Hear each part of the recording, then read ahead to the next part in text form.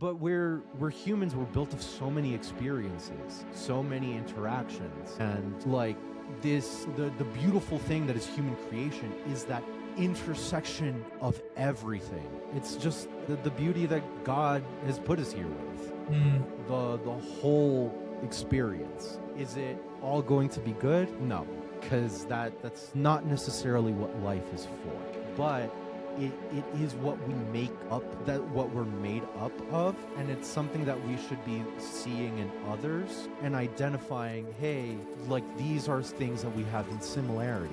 These are things I don't recognize in your assembly of intersections. These are things that I might have difficulties understanding. And when we come to see those intersections and dissecting them in these like bare ways, I think we can interact better as humans.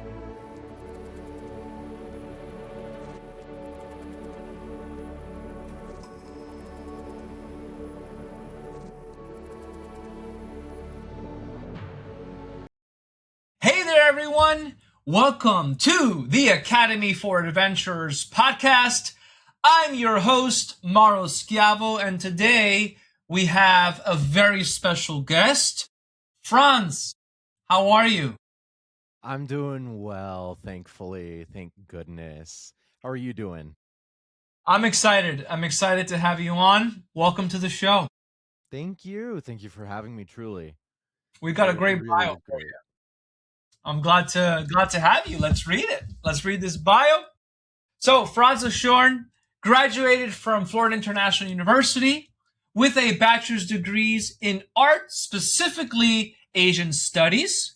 After he graduated, he spent 5 years living in Japan and teaching English before returning to the United States and building a career in the nonprofit sector, where his work focused on serving the public good. Franz, is a fun fact here, is also the host of the Paramecia Fancast, which is a podcast dedicated to discussing the latest chapters of the hit manga and anime series One Piece.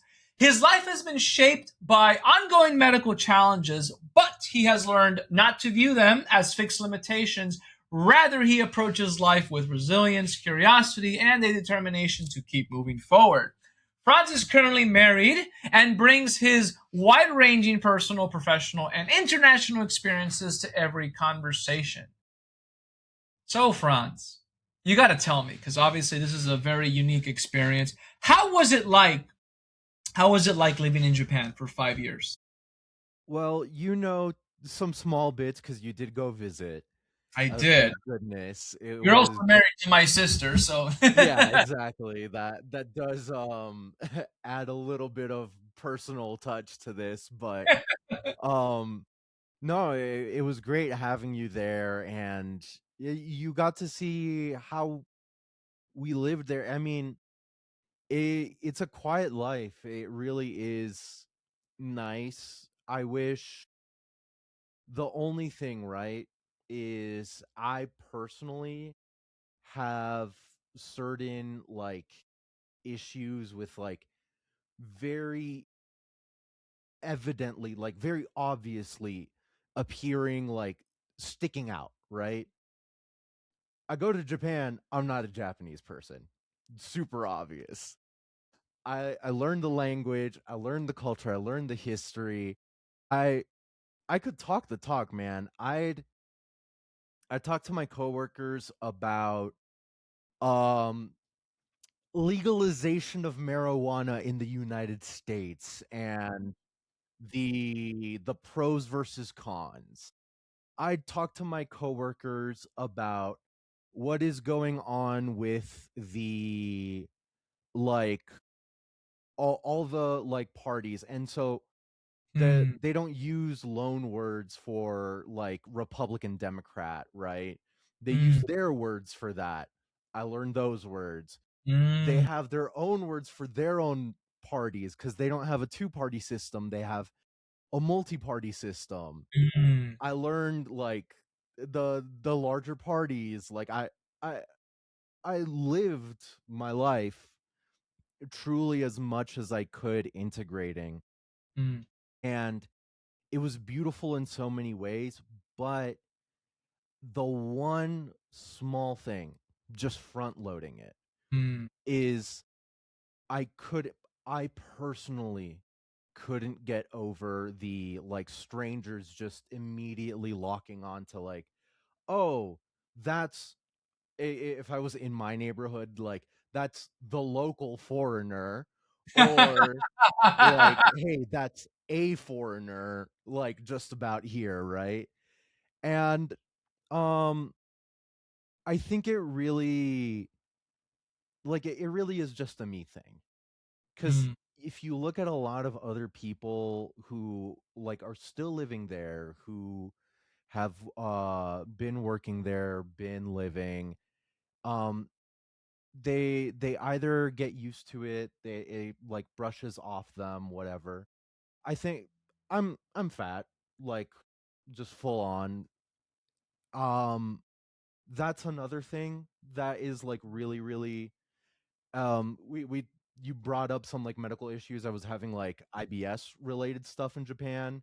mm, Treatment for that was going not so well because they just saw me that I was fat and they were like, just lose weight, buddy. And it's like, doctor, please, I understand that very very deeply, but I cannot go and do my exercise when I'm in the bathroom 24/7. Please help me. throw me a So bone, man.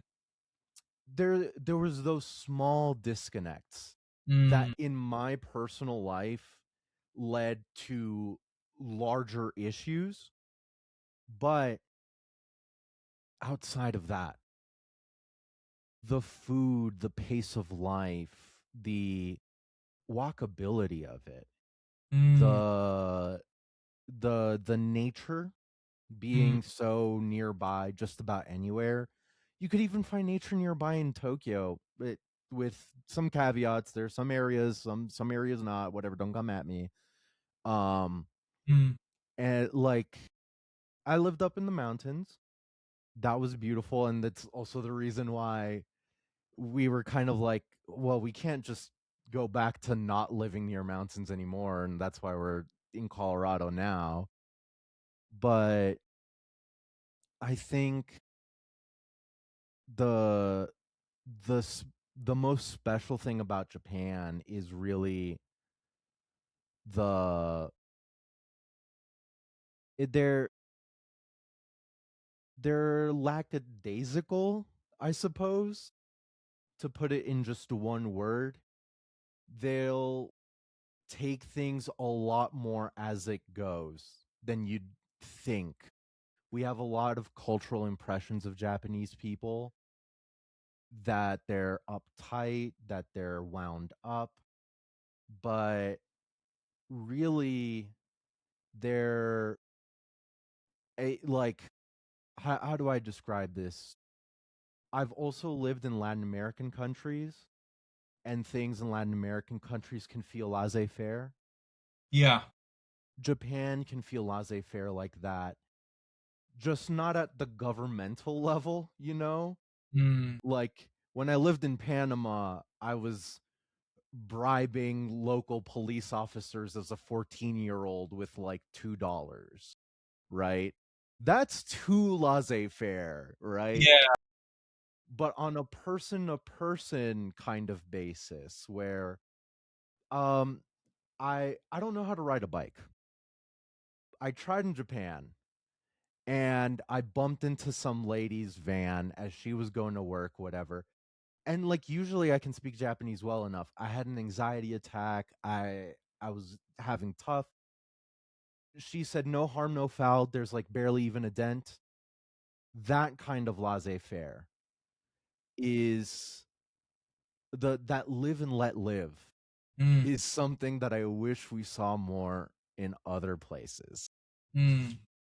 Yeah, I'm reminded of I'm in South Florida here, and oftentimes I remember I was at the supermarket Mm-hmm. and like legit, I had opened the door and like I knew the car near me was very close, and I kid you not, even though like I just tapped it. nothing there, not even a scratch. The lady, I guess, who owned that car, like, just happened to like be arriving, and I kid you not, like, while we were sitting in the car getting ready to go, like, she spent like 5 minutes like looking to see, like, and looking back at me, like, and looking back at me, and it's like this anxiety of, like, I don't know if she's trying to see if she can get something, like, I Yeah. don't know, like, anger, like, and I could tell that she was very anxious, and I'm like, but there was literally nothing there. So it's like, and I think she knew that, so like she couldn't verbalize anything, but she just kept looking at the car, looking at me, looking at the car, looking back at me, because it's It's like she just wanted to say something, societal but she couldn't anxiety. because there was nothing there to say. But she Yeah. wanted to, like, she Yeah. wanted to get something for nothing. And it's Exactly. like, what a stark contrast, to the story that you share, where you actually did make a little dent, I but she's did. like, it's just, it's okay. What Like, a, y- yeah. she was going to drop her kid off to school. I was literally going to school and failing at that. Like, Like, not going to I school. it could look, the one thing about driving a bike in Japan, it's either the van that you dent or a ditch and several broken bones. Mm, So I took the van, and thankfully she was a nice enough lady. Like, we both pulled off into the 7-Eleven. It was a good experience. But yeah, as what you're saying, some people in the States are like really wound up, and I understand why. Life here is a lot more of a different pace, not a faster pace, but a more concrete pace where every single like stepping block comes in and it's just set. That's how things feel in this world. But the truth of the matter is that it's not like I'm going through some really rigid stuff that I can't super talk about. But like the lady in your example, she she was looking for a reason to like jump down your throat. That's very like litigious behavior. Like, not that she's trying to sue you or something, but she's trying to get you for yeah. something. Yeah. And getting someone for something is a very concrete action, right? See what You you mean. have to report it to insurance. That insurance report then goes to like whatever legal expert, and then that legal expert determines if there's a case or not, and then it becomes like a case. Like, that's a crazy cornerstone of an insane foundation to like build up with a stranger. Yeah. That's a very good point that you made there, right? Is it's like the getcha attitude, Yeah. and that is something that is, uh unfortunately, a reality here. I see that a lot, and particularly with driving, for those of you that are not familiar with Florida, like, that's a thing down here. Like, if you were to see like what we have to pay in insurance for car insurance, It's it's bad. absurd, right? And it's because of, like, this example that we're discussing is a microcosm of basically what happens every single day, which is why the rates are so high, because everyone's constantly putting in claims, right? But yeah. So you can make the connection between, like, this example that we're discussing, and then why it's so high, and then look at the cultural implications. I imagine that insurance in Japan is probably not that high. No, um it was not. yeah, Not in the slightest. so that's Especially very. because like it insurance in Japan resolves things pretty copacetically. Like, you don't have to fabricate issues, as it were. Like, in the States, um there's an epidemic right now of brake checking, which is when someone speeds up in front of your vehicle and then suddenly brakes to make it seem like you weren't paying attention, you hit their back, and so they're going to sue you for damages and this and that and whatever, which, like, is it worth it? Is it worth the damage to your spine, the CTE, the damage to your vehicle, really? Like, And then all the there. time spent, like, because you have to go to receive services, you've got to go see a chiro, you've got to go do assessments, like you've got to go through all the headache of talking to God knows how many people over the phone. Like So there's a lot much. embedded in that. Yeah. Mm-hmm.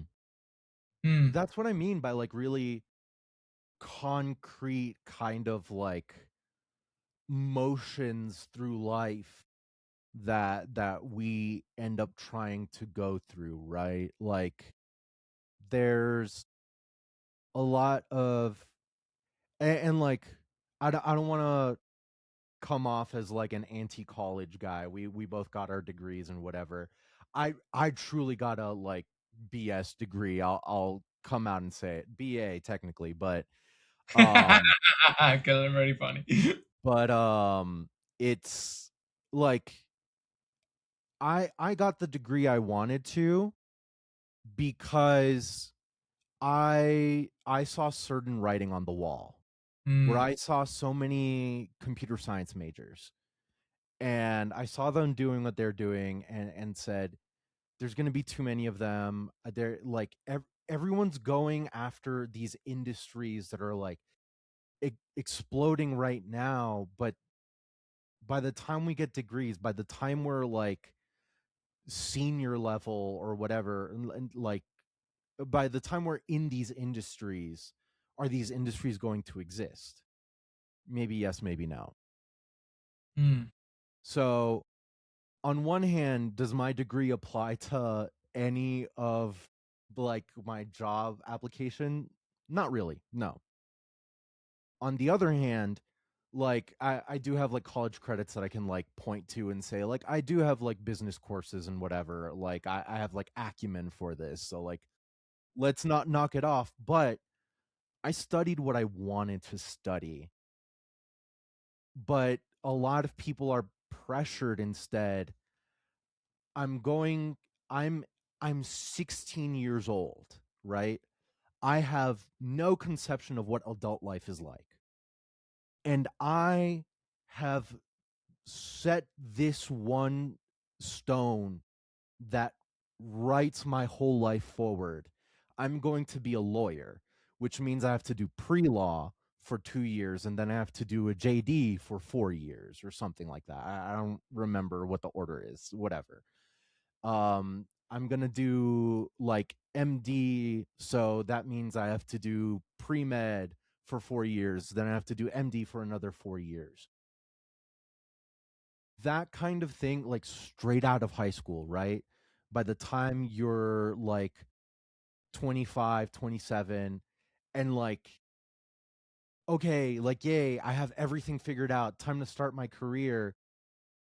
Some people don't want it at that point. Some people really burn out. I'm Yeah. sure you've seen it. I've seen it with, like, All a the time. lot of people in my life. And it's the kind of thing where I wish people took more time to, like, hey, gap years are fine if you can afford it, if you can, take a job during a gap year or whatever. Vocational schools are also great. Like, Sure. there's always so many different options, but, like, the big thing that, like, people go to college for really is the network of people, the friends, the things that you do during college. Alumni But associations sometimes as well. right, but people stress out most about the these cornerstones of life that are so concrete, but these cornerstones that are set so far in the past, we cannot truly say that they're fulfilling for the person in the now. Do you know what Mm. I mean? Yeah. It's kind of like I see what you're saying as when we map out a course, when we map out a journey, a quest, an adventure, right? You know, Yes. everyone naturally is going to look at the the result, right? The Yeah, objectives. it You're was easy. you're looking at the reward, right? Now, what's the problem in what you outlined? It's like, well, if a reward is 4, 5, 6, 7, 8, sometimes 12 to 15 years, if it's a very specialized career, the Yeah, amount of transformation that occurs in those years is number one, tremendous, and number two, very unpredictable. And so truly. you have no idea the type of person you're going to be at the outcome of that. And unless you have a certainly high degree of certainty that that is the way you want to pursue, then ultimately you may be setting up yourself for a fool's errand. It can And be. that's why one of the things that we like to do here when we coach people is we heavily encourage them to just pick up the phone, call your local veterinary and say, can I come in for a day just to see you how you guys treat dogs? Can Yeah. I just come in and observe? That is a great way to actually see if you're actually cut out for this line of work, right? A lot of professionals, Yeah, no matter what, like, oh, I want to do radio production, whatever. Like, I want to do a bird sanctuary stuff or whatever. There's always going to be someone near you doing that, and there's always going to be somebody near you doing that willing to help you. willing to help. Yeah. So your formative years, were spent abroad. That's an adventure that many people would like to do, but ultimately end up not being able to, especially Yes. during those formative years, of 18 to 25 or 20 to 25. Those are extremely formative years. And to have spent those adventurous years abroad, that must have had a lot of impact on you and informed you in a way that you would not have been able to have been informed if you would have stayed at home. Can you tell Yes. me a little bit more about that adventure and kind of what you gleaned from it? Like, what were some of the treasures that you took with you coming back from that experience? So a lot of people have this perspective of, like, I'm going to go to XYZ place to find myself, right? Mm, And that isn't necessarily the case. And that's why I find there's like an imperfection in the finding yourself, because what you're doing is you're stripping yourself bare. You are, so to speak, losing yourself in all but the like barest essentials. I became the most core skeletal version of me when I left from the US going to Japan. Because I had all of the experiences from before and everything, but it's not that that's necessarily applicable. It's not that it's necessarily going to help me. And I'm also in an environment not just with a bunch of Japanese people, but all the other expats are, you know, uh, British, Jamaican, Chinese, Korean, Estonian, to some degree. There were people from everywhere, absolutely everywhere. Especially where we were, there were some Aussies too. Like, you, so you are an individual stripped bare, mm, going to a place with a bunch of other people who are, whether they know it or not, also stripped bare, and you are all exposed in this way that makes it feel like you're vulnerable. You're vulnerable in a lot of ways. And so you find community first, right? The expats really like step one generally is like expats really keep to themselves. That's super normal, and I did that quite a bit as well while I got my bearings, right? I came there, I spoke Japanese, but I still like I needed my sea legs, so to speak. And while I was understanding a lot of that, I started to observe the people within that first sphere of influence, these expats, and like while I was the most bare, I started observing them in their most bare, and started to see what makes them tick in whatever ways.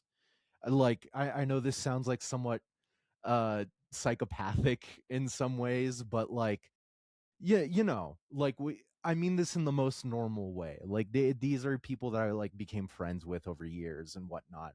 And um like my downstairs neighbor, for example, he when I first came in, he my downstairs neighbor was an expat. He helped me out a lot. He was a large gay man from Tampa who was really into like Elizabeth Warren politics or whatever. I think he ended up going to Washington D.C., which good for him. Those were his goals and his path in life. But the like he was one sphere of influence that I had, and I was able to observe him and how he lived his life, being both like not just he he was a very large man, like did sumo in Japan, Okay. large, right?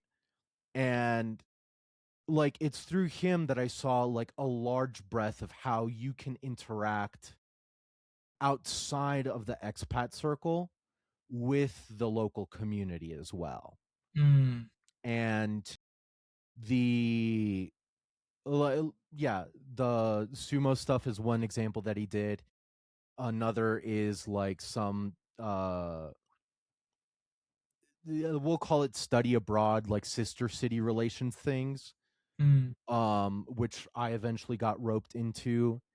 And these experiences build like a second layer. So first I had my skeleton, then I could grab fibers of muscle from like wherever I chose. And mind you, like this was also a time when I was completely my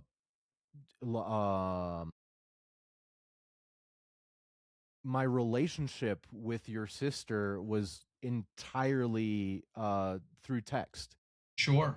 and like we'd call once a night or whatever.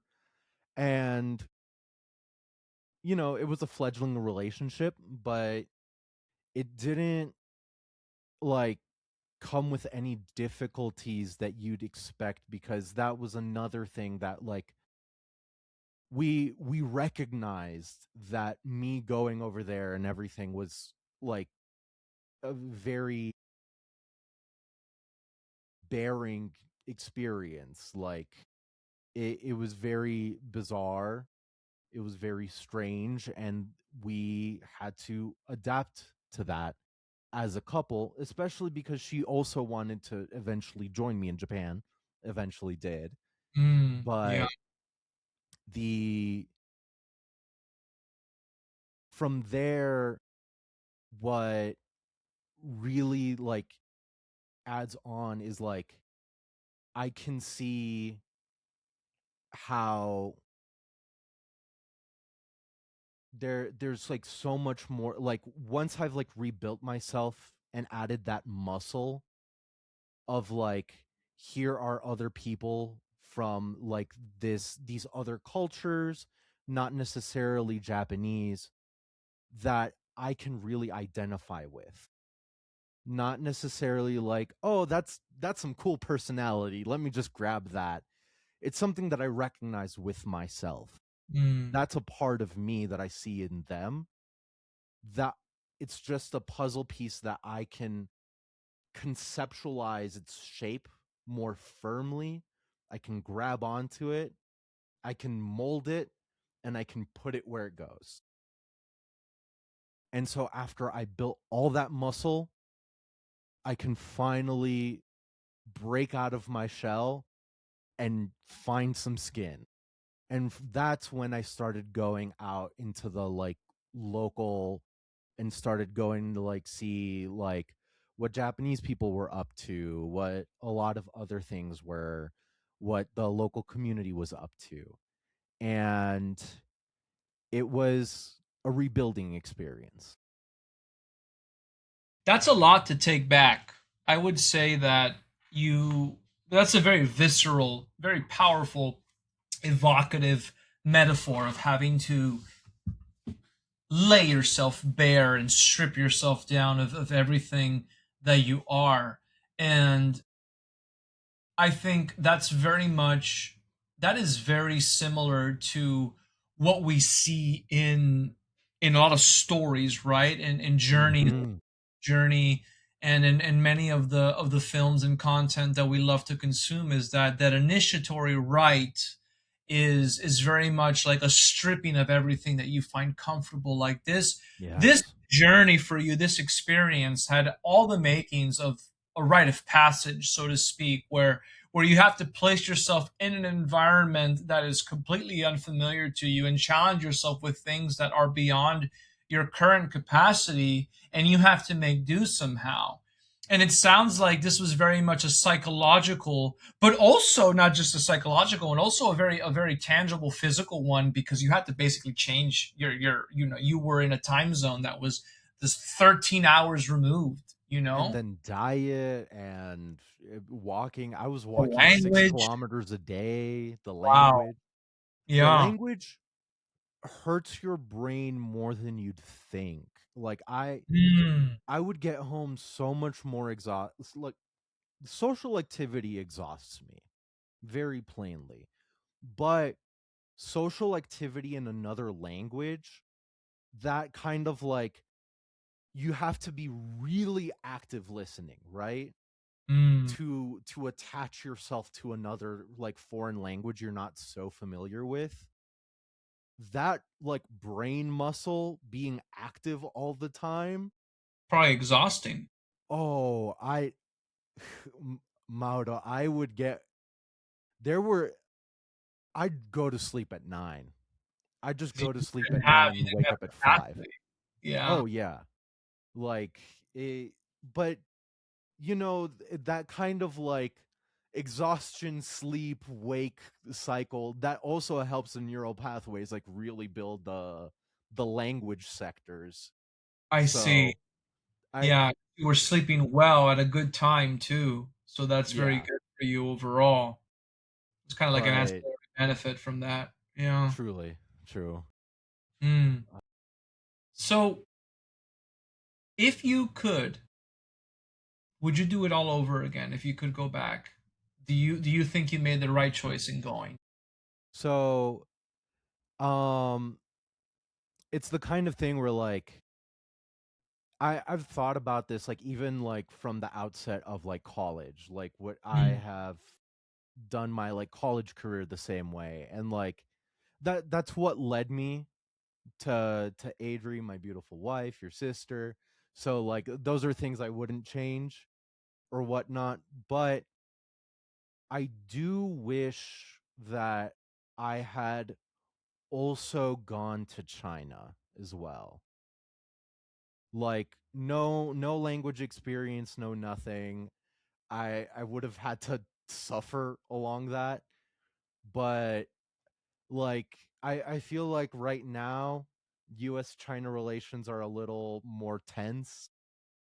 When they were back then, I think things were nicer, things were a little more a-okay. I I feel like I should have taken that opportunity to maybe go visit, but uh to do it all again, absolutely. I We would have really gone really abroad would. again. Yeah. like it was a no-brainer because I I got professional experience truly. Everything I did there was like in office About that. experience. Yeah, let's Sure. talk about what you did. Yeah, so what were what were you doing out there? So on paper, the position is an assistant language teacher, ALT. And that like on its face, so the JET program is what I did. Japanese exchange teaching. It's like a British program. It's been around for 40 years maybe. Um sends like younger people willing to be teachers over to Japan to help uh English classes over there get better, right? Where I was sent was um the prefecture that was comparatively, so in the US, like English testing scores are probably the worst in the South from my understanding. So picture a Mississippi, Louisiana, Alabama kind of thing. That's about where I was sent for, like, as far as like English skill level, because Man, out of 43 prefectures, we were 41st. okay. So you were sent to a tough prefecture. For English specifically, yeah. And it wasn't so bad. It was 10 years behind, but there are always people that are like trying to modernize, trying to push, trying to do everything. And those are people that get things done, thankfully. But um as far as like the day to day, I would have a schedule. So okay, let's talk week to week Let's because do it. that's more accurate for me. The situations can be different for every single person. Every situation's different. ESID, that's the jet like motto. But Okay. Everything is the different. Nothing is predictable. nothing is it's a great motto, truly, because they whip it out all the time, and every time they do, it kind of is applicable. But my situation was I had 3 schools that I'd go to, and they would be on a fixed schedule every week. Um, some schools would have multiple teachers come in, some schools wouldn't. So the needs that these schools had would vary a little bit. So for the schools that would have another ALT, those I would go to maybe 2 classes a day, 3 classes a day, right? And they'd have a block period kind of thing where um how do I even like begin to explain, like without just saying like, oh, like in some middle schools, some high schools do this in the States. So like there's like periods each day or whatever, and they cycle around in a little bit of a weird way generally. But um that's how my schedule was like based off of. So like I'd pay attention to that block schedule and like do my schedule based off of that. Sometimes other teachers would make my schedule, and I I'd go to 2 classes, maybe 3. For some of the like schools that needed more help, I'd maybe go to 4. I might go to like all 5 depending. And then the rest of my time would be like office support time, Okay. either generally helping English department staff. Like that's what I was paid for. But there were moments where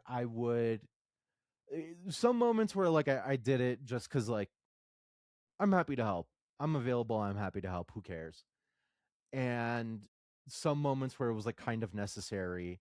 Where one example was there was so in Japan they do CVs instead of resumes. Right. Um Circum vitae, I think is what Yeah, it's I called. think it's curriculum vitae. Yeah. Yes. Yeah. And so that's your whole life, right? Yeah. So I was teaching at a middle school and they wanted middle school graduation certificate kind of thing. What the school had um like drafted up and then shown me as like a hey, is this okay? Would have looked very suspect if I was an international school trying to accept this student, right? So I said, hold on, I have the professional skills for this. I opened Microsoft Publisher for the first time that anybody in that school had opened up a Microsoft Publisher. And I did like a couple of things. I made it look like, our graduation kind of things. Made it look official, this or that. It said the whole shebang. Sent it to them to print and was like, okay, here's the deal now. You're gonna sign here, you're gonna put your thing here, you're gonna stamp here, everything. This is how it looks official. I promise you, you're good. So I'd help out just about everybody. And um yeah, I got really useful because I spoke Japanese. Something that um the Jets will kind of there's a bit of a split because when I would leave, right? And someone else would come and take my spot. There is a sort of understandable kind of like bemoaning of like, oh, Franz spoke Japanese. Like, do you happen to speak Japanese? Franz was helping with X, Y, and Z. Do you do Can the you same help thing? with it? Right. Right. And so that kind of like loosening of like what I did can be unhelpful for the next person, but that's what boundaries are for. Like I'm not responsible for setting the next person's boundaries. Mm. I'm responsible for setting my own boundaries and setting my own career path. Because what I did opened up my prospects into helping out with the sister city program because where I lived was sister cities with Clearwater, Florida. Some like neighborhood basically next to Tampa, Florida. Yeah. And that opportunity was really, really big because on one hand, it was like a cultural international relations kind of thing where I was giving special presentations to the students and teachers who would be going to the States to like live in people's houses, right? For about a month, I think. Mm. I'd give them special presentations on like US culture, like table culture, this and that, like don't slurp, don't burp, don't this, don't that. So fun things like that, but also I would be able to I got the opportunity to like really flex some age old muscles cuz I don't have too much experience in live translating. The first opportunity I did was with FIU when the northern indigenous people from Japan, the Ainu people, Mm. specifically the tribe from Lake Akan, they Mm. came down on invitation from one of my professors and they visited and everything. I was translating for the former village chief who also happened to have cardiac issues as well, so we bonded over that for a little.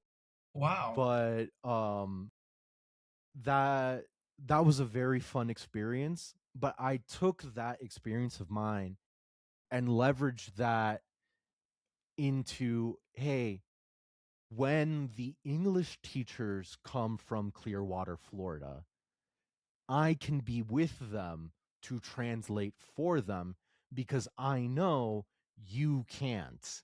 I Mm, know you mm, have nobody else for this. So, like, on one hand, is it free labor? 100%. Like, I am giving up my services for free.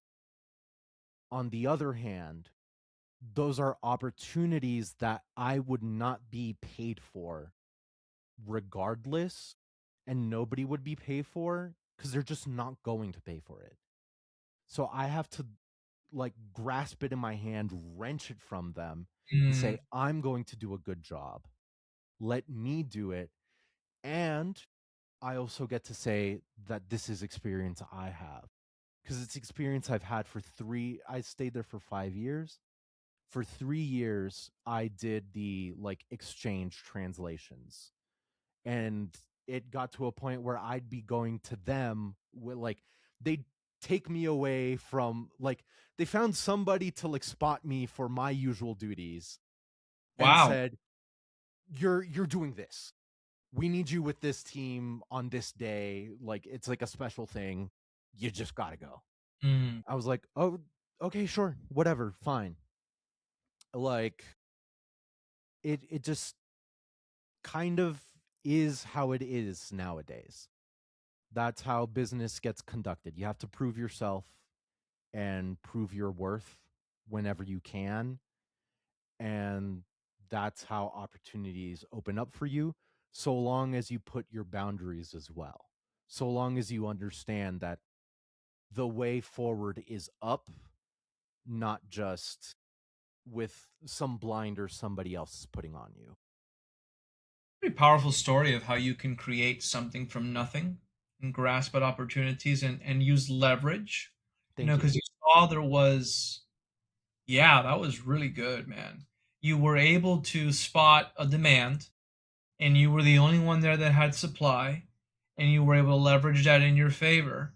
And informally, not formally, but you still, you were still at least getting paid from your other duties. So you were literally taking your jet salary and then repurposing that to get informally paid doing something else when the person had to cover for you. That's very interesting. And you were able to generate actual experience, like Is you the said, big otherwise you thing. wouldn't have gotten that. Yeah. That's very powerful. It's very powerful. And by the way, And interesting question about how are the indigenous people in Japan? That's not something we hear about much. it's not. And so like, I'm really happy to talk about that because that's Yeah. something my the professor who invited them, she was really passionate about it, and that passion really was passed down to the both of us, me and your sister, um because they're, on one hand, right, there's this factoid that comes out where like Japan is an ethno state. It is ethnically homogenous. That just isn't true. And Mhm. that's true because of how the numbers are numbering. I see. Numbers are weird little creatures. You can pull them in weird ways to tell whatever story.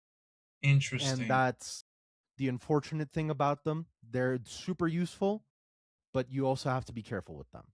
Mm, So what is the truth, right? We don't super know because they're not really gonna be looking for that, right? You have to do like certain degrees of like genetic haplo testing and yada da or whatever, right? That, at an institutional level, they're not going to make those numbers. But the big, like the broad thing, right, is Japan has three recognized like groups, right? There's like the Yamato group, which is like the broad Japanese person. And even that isn't very culturally homogenous either.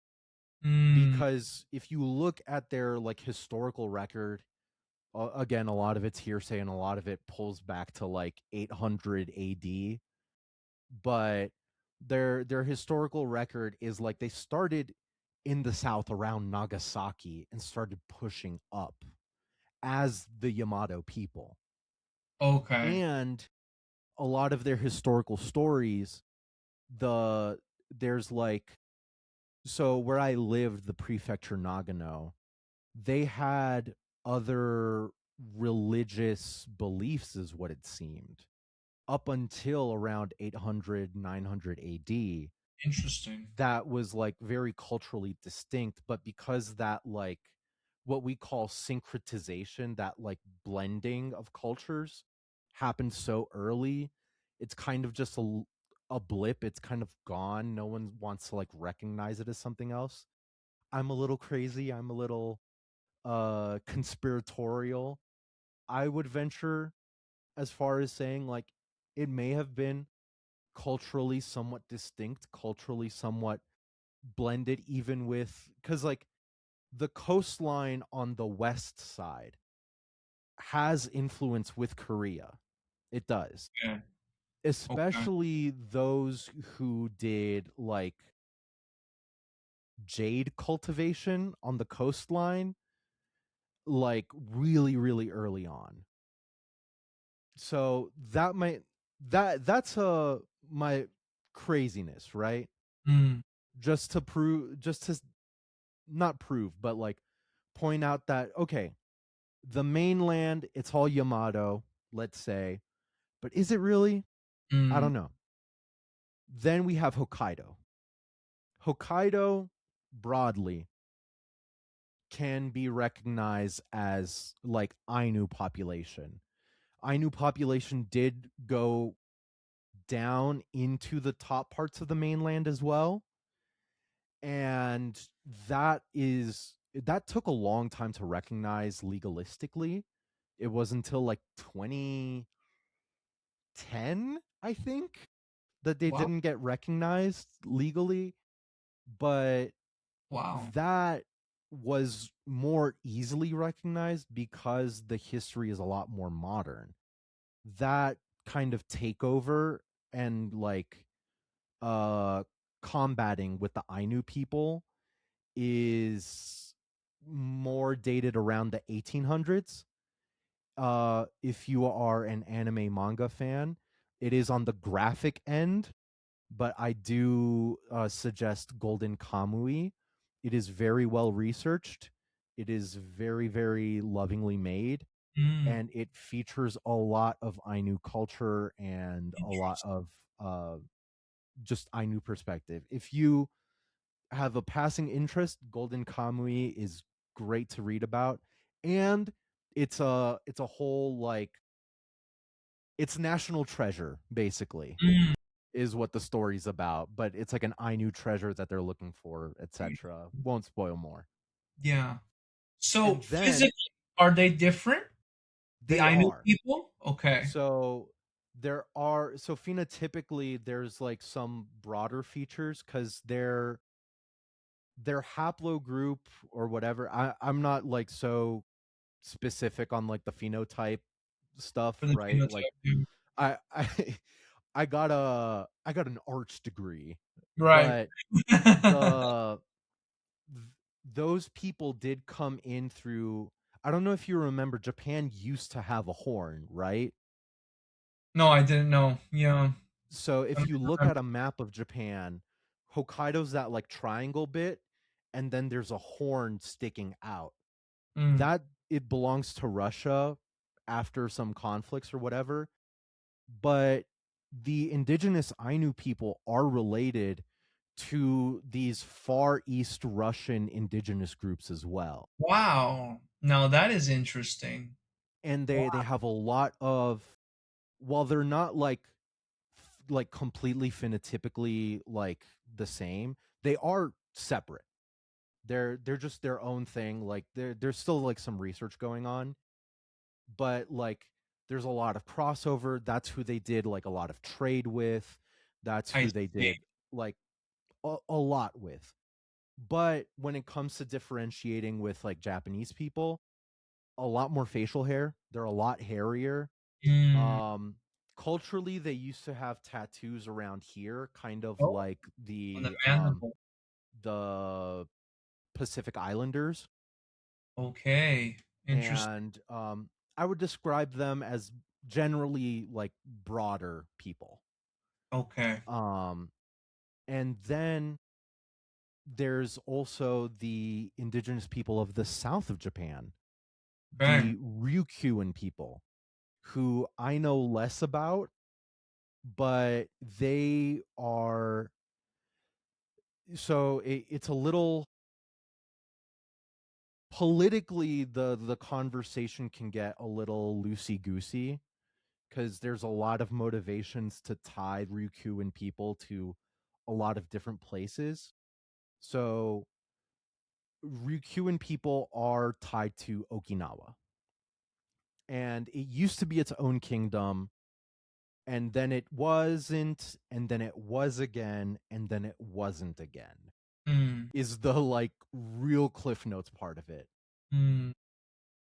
But there's also some kind of thing like, oh, they were part of Jeju Island, which is now owned by South Korea, but Ryukyuans are now part of Japan, so should that be part of that? Oh, the Ryukyuans may have had contact with the like Formosans like before everything in Taiwan. And like does that mean Japan has a claim to Taiwan or whatever? That is the kind of rhetoric they used to really push themselves in Asia during World War II. I So that's see. what I mean by like politically it gets a little Okay. like, well, hold on now. But if you talk about the Ryukyuan people isolated from Japanese politics, they are very much like a they're a Pacific Islander group, very like they had settled in the Okinawan Islands. They probably did broaden out to a lot of the other islands in the Sea of Japan, the South China Sea. So they did probably spread around, but the the big thing that most people don't know about is that they are the progenitors of karate. Not Japanese people, not anything else. It is the Ryukyuan people who started karate. So that's why I recognize the name because Ryukyu, I've heard of it as a style, specifically as a style of karate. That's very interesting. And not only is it a style, but it's also the original form. Yes, indeed. Very Yep. interesting. I knew I had recognized that name before. Very interesting. It is the Which basically progenitor. means means dragon's fist, no? Or am I misunderstanding? Ryukyu Or the probably form of a does. dragon, maybe something like that. Like, Um, I don't know specifically about the Ryukyu because, like, let me let me do the fun thing and uh, Dragon Sphere, Dragon Realm, maybe. I would say Dragon Realm is how I would translate that. interesting. Yeah, because so Dragon World, let's Dragon world. call that. Because the first symbol is dragon. The Mm. second symbol is what we refer to the earth. That's the second symbol that we also use Mm. in earth. Interesting. Okay. So World of the dragon or the realm of the dragon. Interesting. That's yes. fascinating.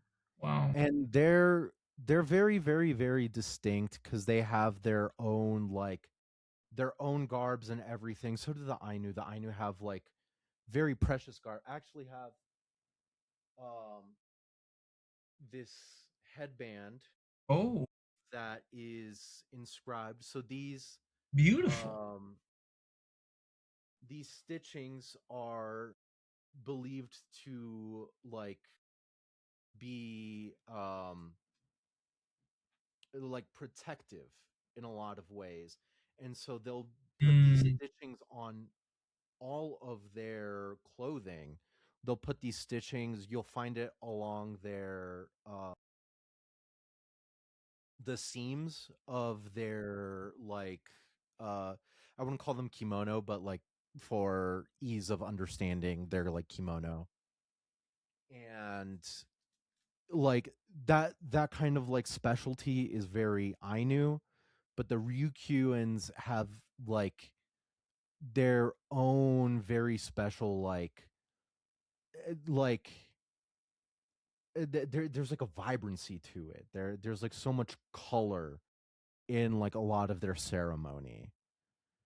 Um, I wish I could give more information on them, but that that was the one thing that I didn't really learn too much about. so how I go ahead, finish your thought. Yeah. I specialized with the Ainu because that those are the Okay. ones that I met.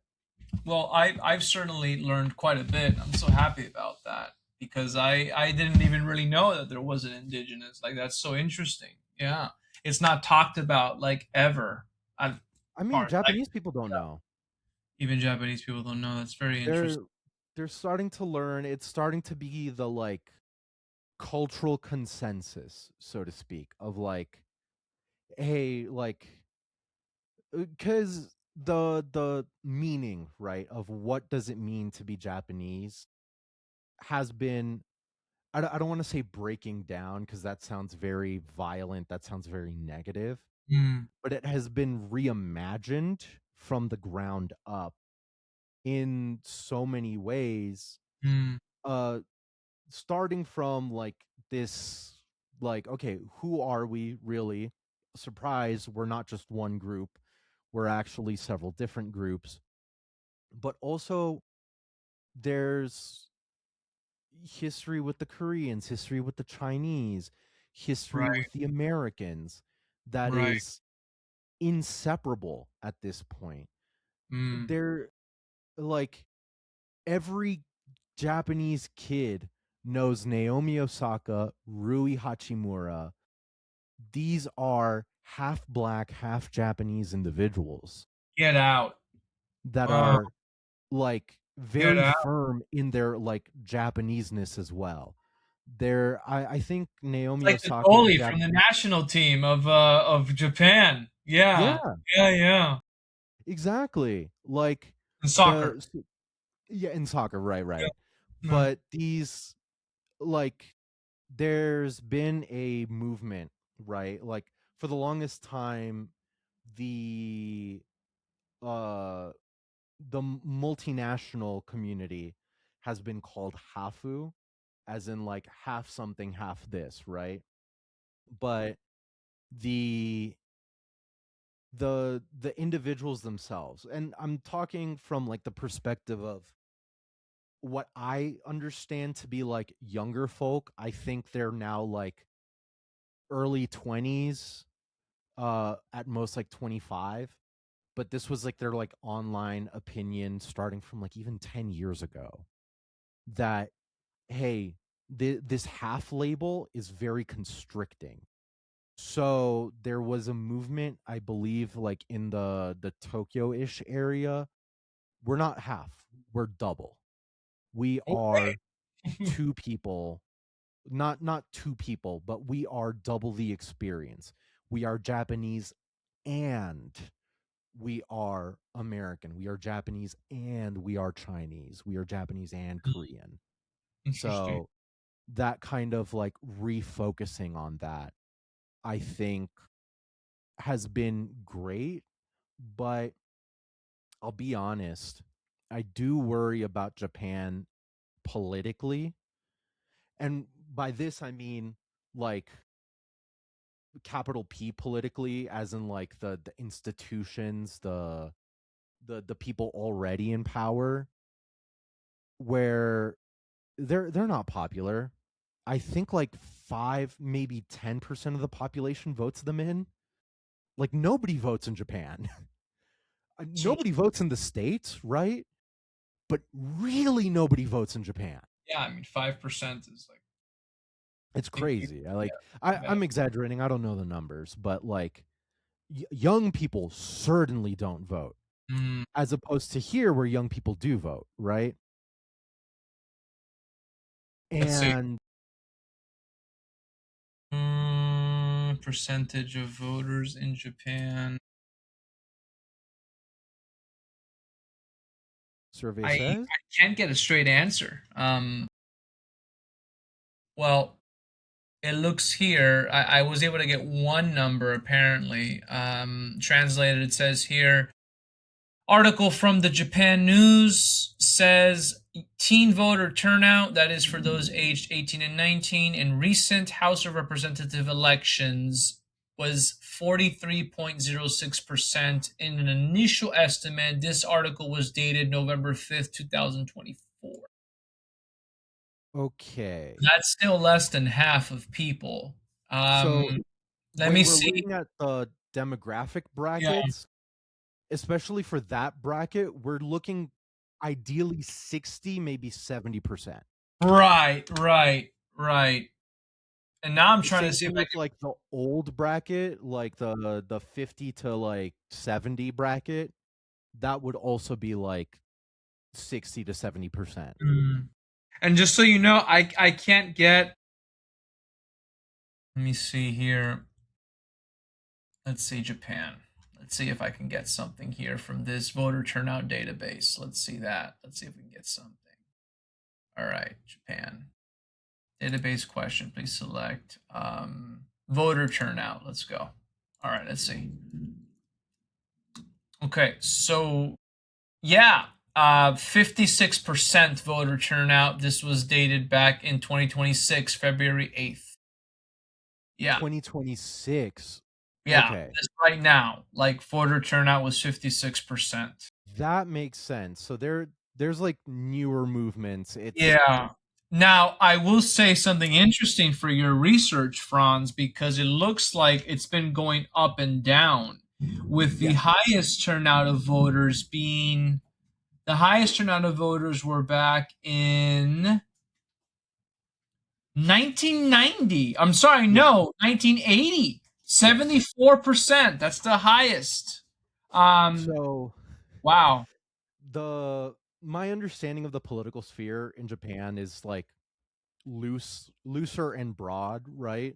Mm-hmm. But 1980 was like the previous time that Japanese politics got hot, as far as like there was like a lot of change, there was a lot of motivation, there was a lot of activity.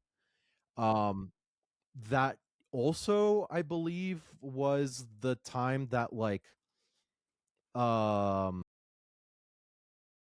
I think so there was a Japanese, okay. Um there was a politician, okay. No, never mind. It was in the 80s.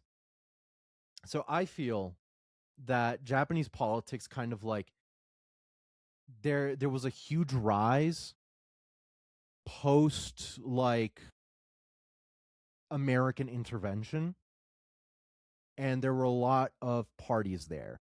But there was also like communist factions as well, which like the Americans didn't necessarily want. And those communist factions were, I believe, actually tied to Russia, maybe.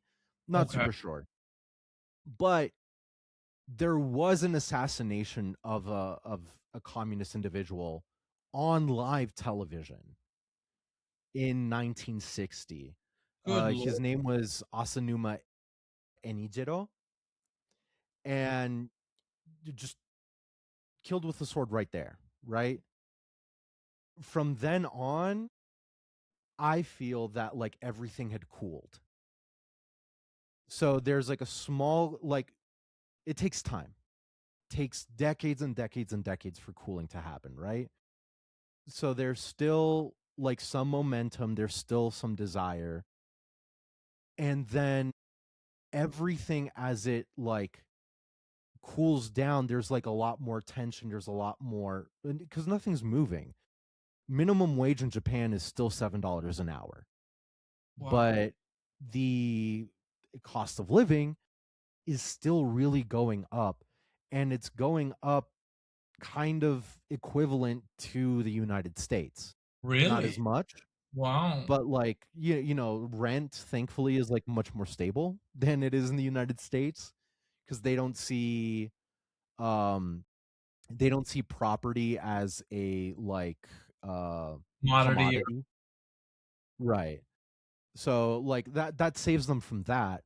But the the choking point right now politically that's heating things up again, so you see a huge change from 2024 to 2026, is the war on Gaza and Japanese involvement there. Interesting. We Interesting. don't cover it a lot, but I see it a lot. So the when I read news, I read Al Jazeera. They are technically, and I say this knowing full well, Saudi Arabia, they are the United States' greatest ally when it comes to oil and everything. Do I read Al Jazeera to read about things that happen in Saudi Arabia? Boy, howdy, no, I don't. Absolutely not. Because that can't trust them for that. Their international coverage, excellent.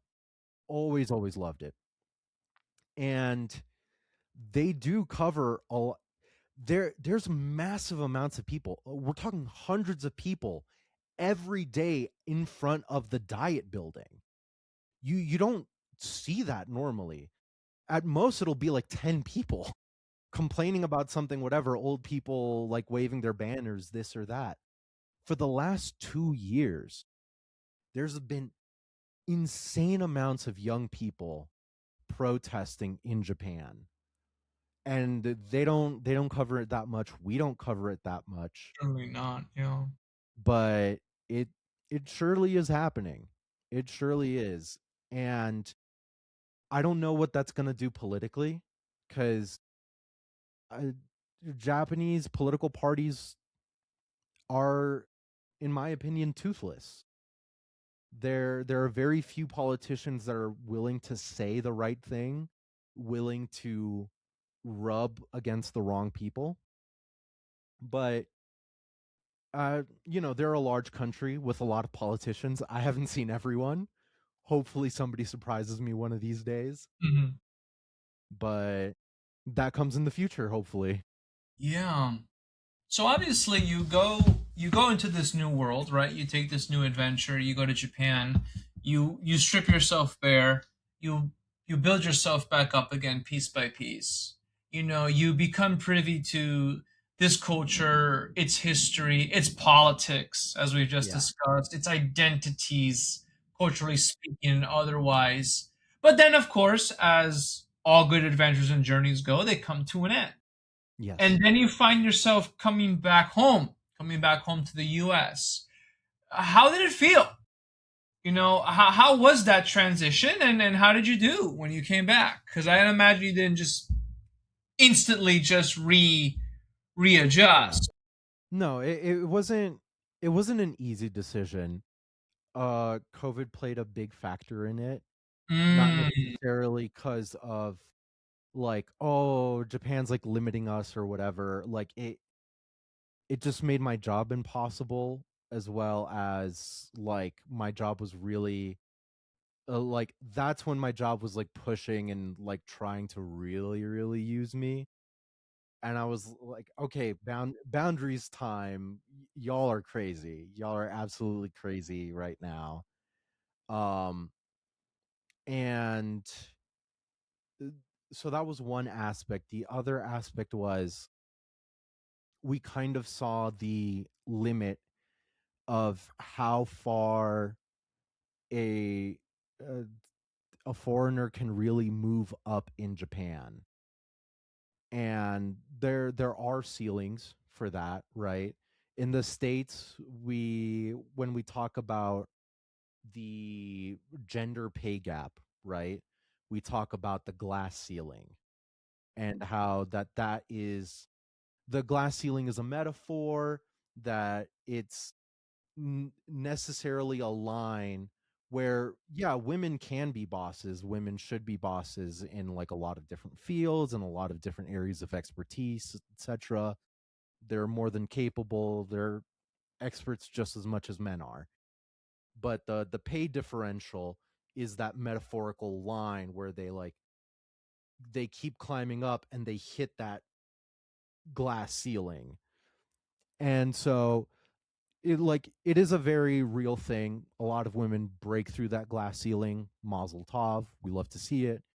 But in Japan, there was like a it felt more concrete Than for glass. foreigners. And that's not to say it's impossible. I knew people who bought and owned their own bars. I knew people who like went into like they married a Japanese person and they went into their family business of managing their hotel in ryokan, their whole like spa and everything. Like there's a lot of people who do it, but Not like in a broad sense. there were exceptions to the rule. I was a foreigner, my wife was a foreigner. We're two foreigners trying to battle it out and trying to poke in different ways.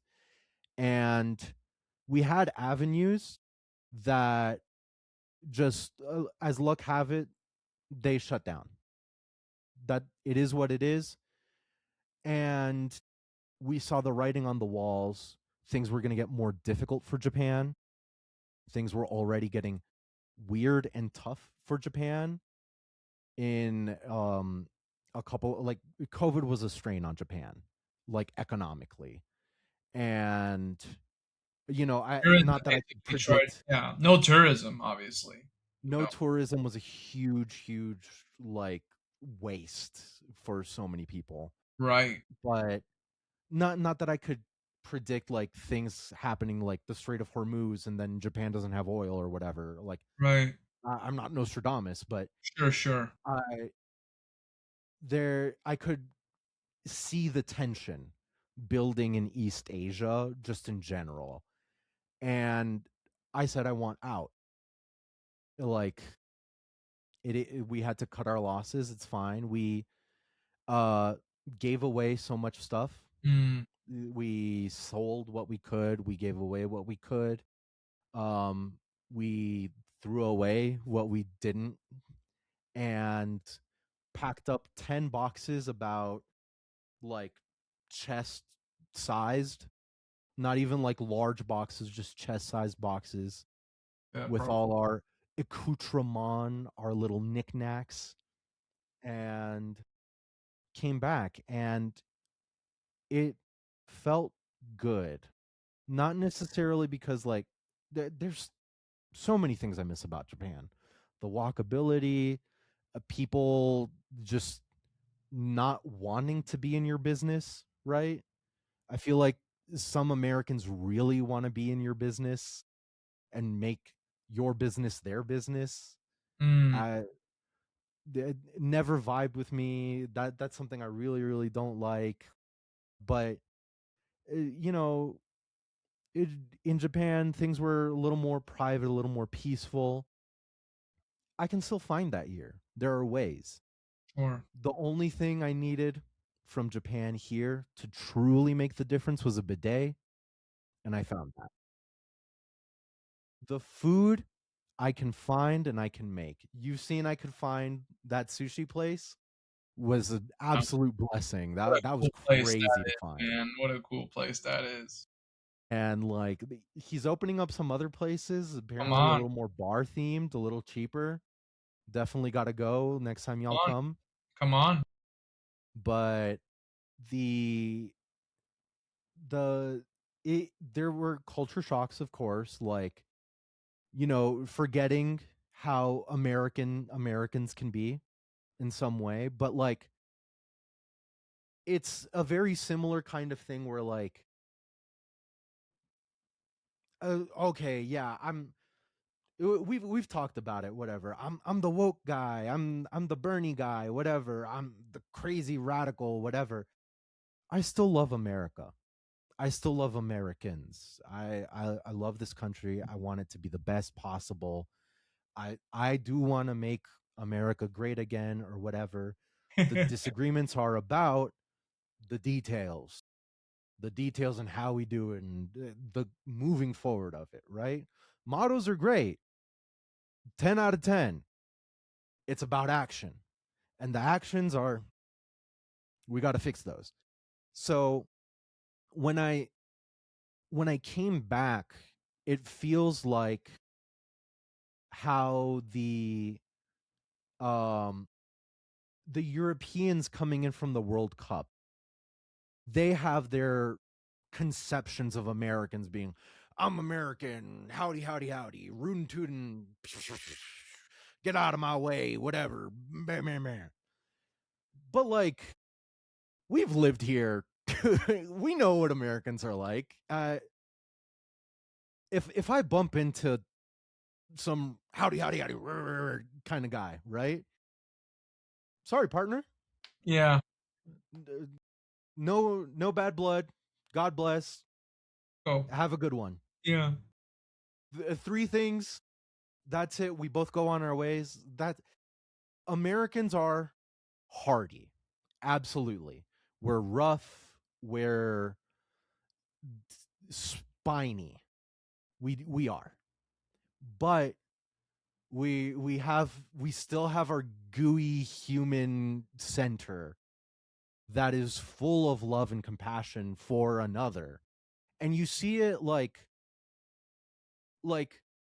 across the aisle, even politically, right? Yeah. Where everyone right now, conservative, like woke, Bernie, like MAGA, whatever, a lot of people are like, hey, we're whatever's going on, like legalistically, out of my mind, whatever. There's too much going on. But there's also too many people just being shot in the street. Mm. Like, for what reason? Like, we gotta stop that. That's Yeah. inhumane. Yeah.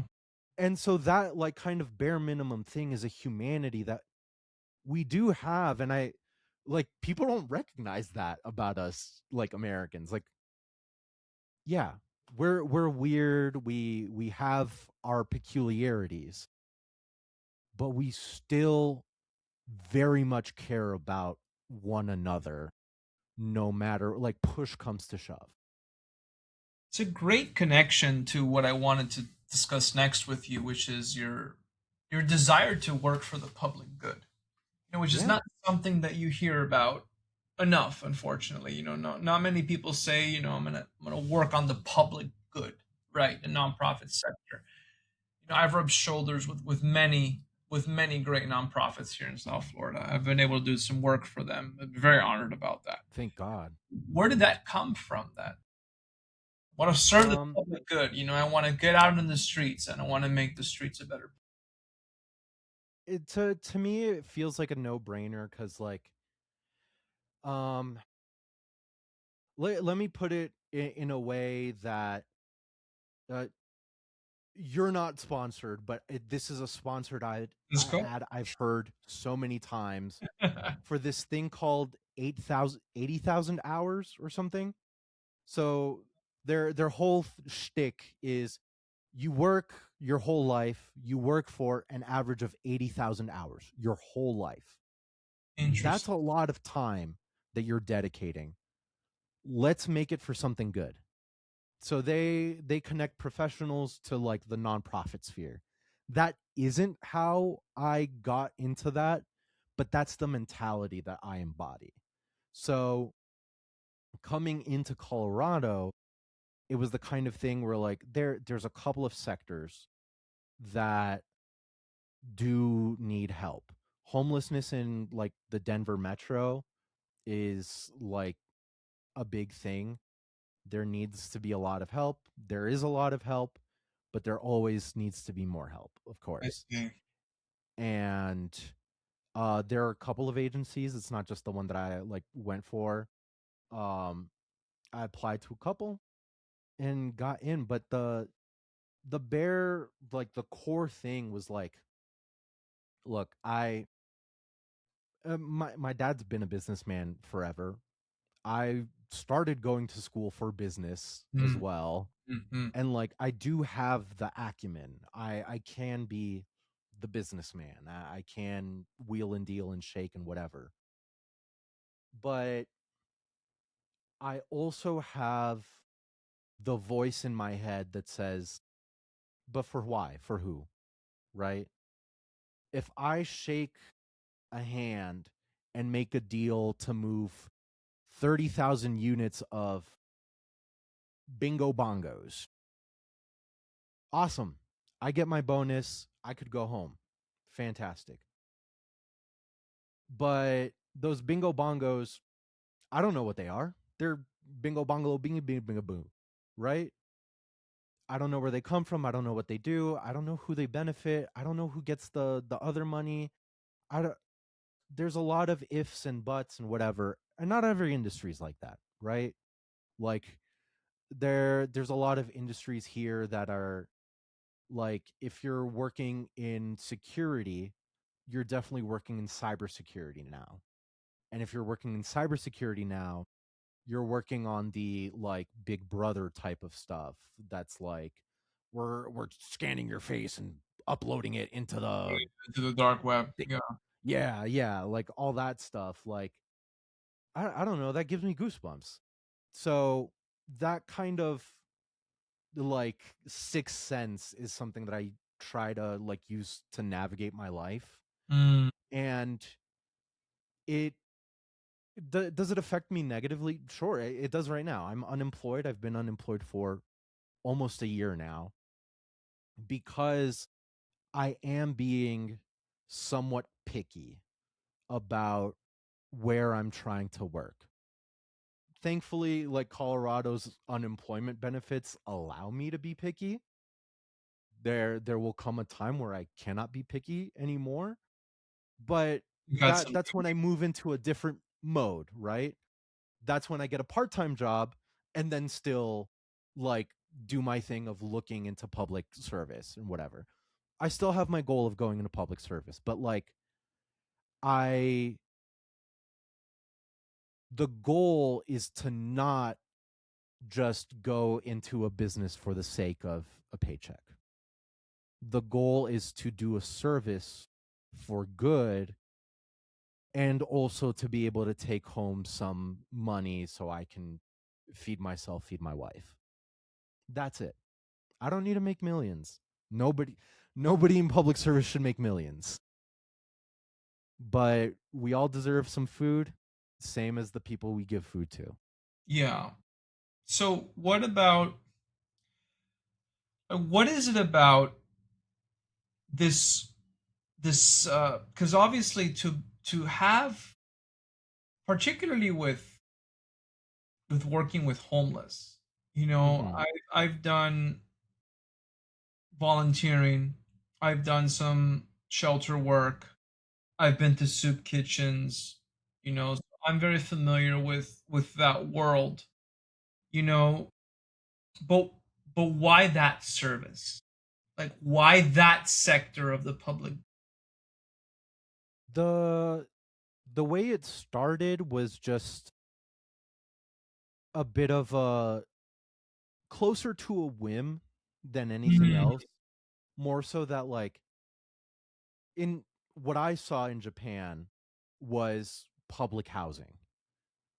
If I as a teacher, so my contract was a little different. I was hired by uh I was technically hired by the city in under like certain stipulations. If I was hired under the city under normal stipulations, I would have been allowed public housing. interesting. And I didn't think about it cuz I was like, "Hey, I have a one bedroom like large apartment for $700. Are you kidding me? That's a steal."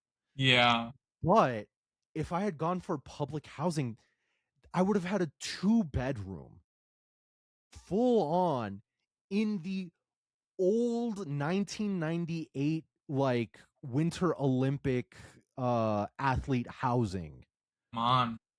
remodeled for I think at that point it was like 480, maybe 500 a month Come on.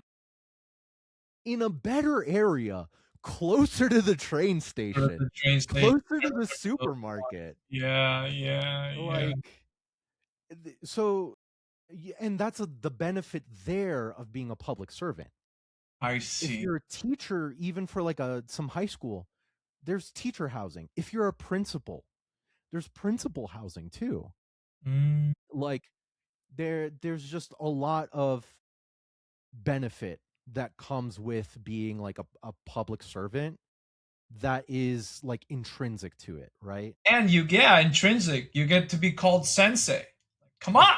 As well. Who doesn't want to be called sensei? Come on. A lot of, I it was the fun thing of like I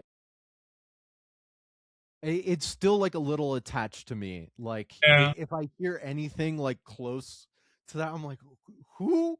Where am I? What? I get like thrown back, kind of like yeah, yeah, the Doctor Strange like spirit punch thing. yeah, yeah.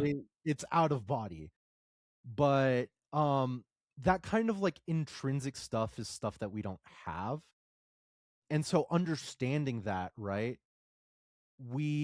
I see that people like struggle more, and those areas of struggle, specifically housing, specifically like being able to feed yourself, these like core aspects of living your life, Life, right? if those foundational aspects aren't there, you can't really live.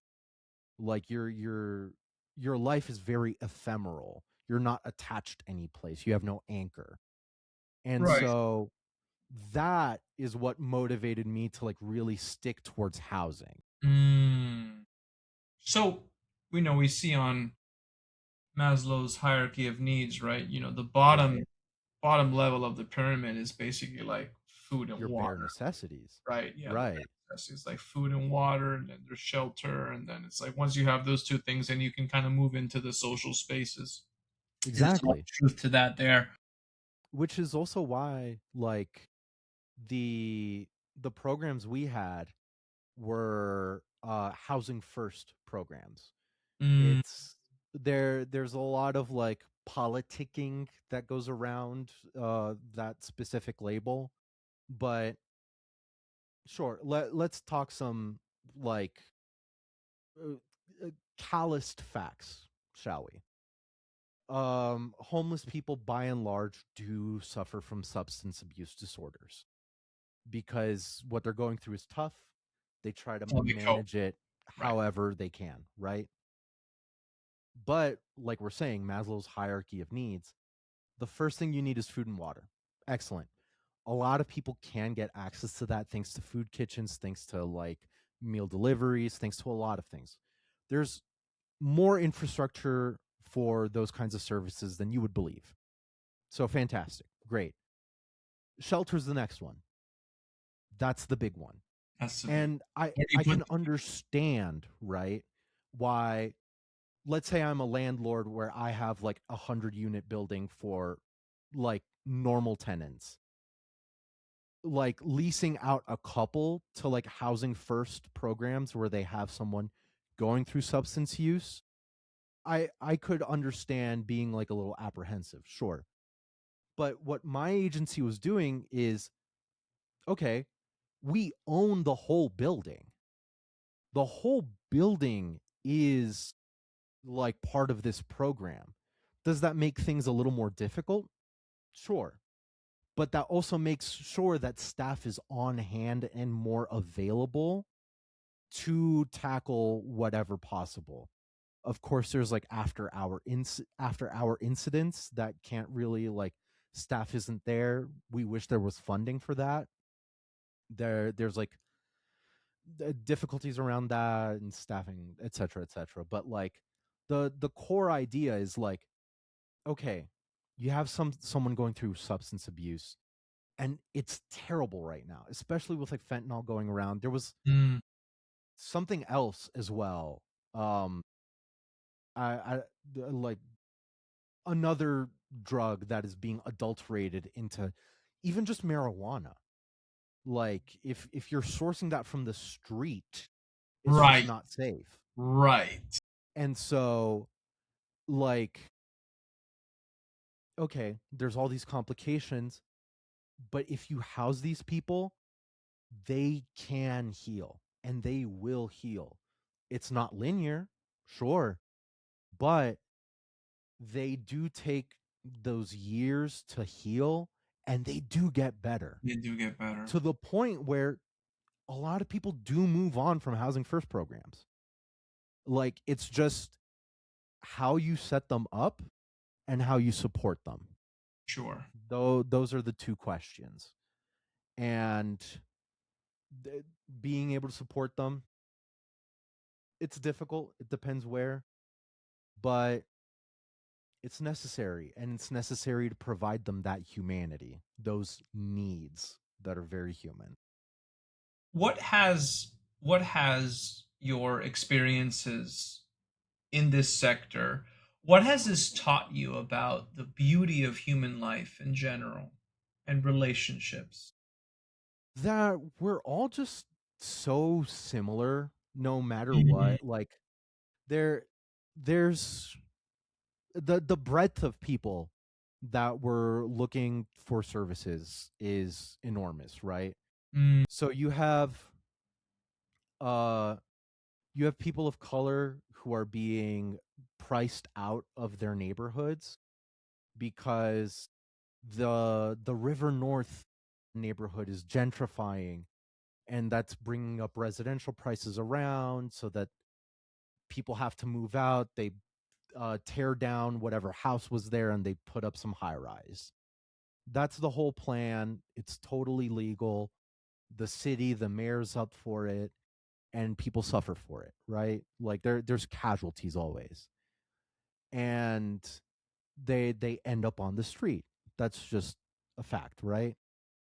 And then you also have um but generally, like, these are older folks, right? They'll be like 40 to 50s. Then you'll have we never had a large like Hispanic contingency because our services required Medicaid or Medicare.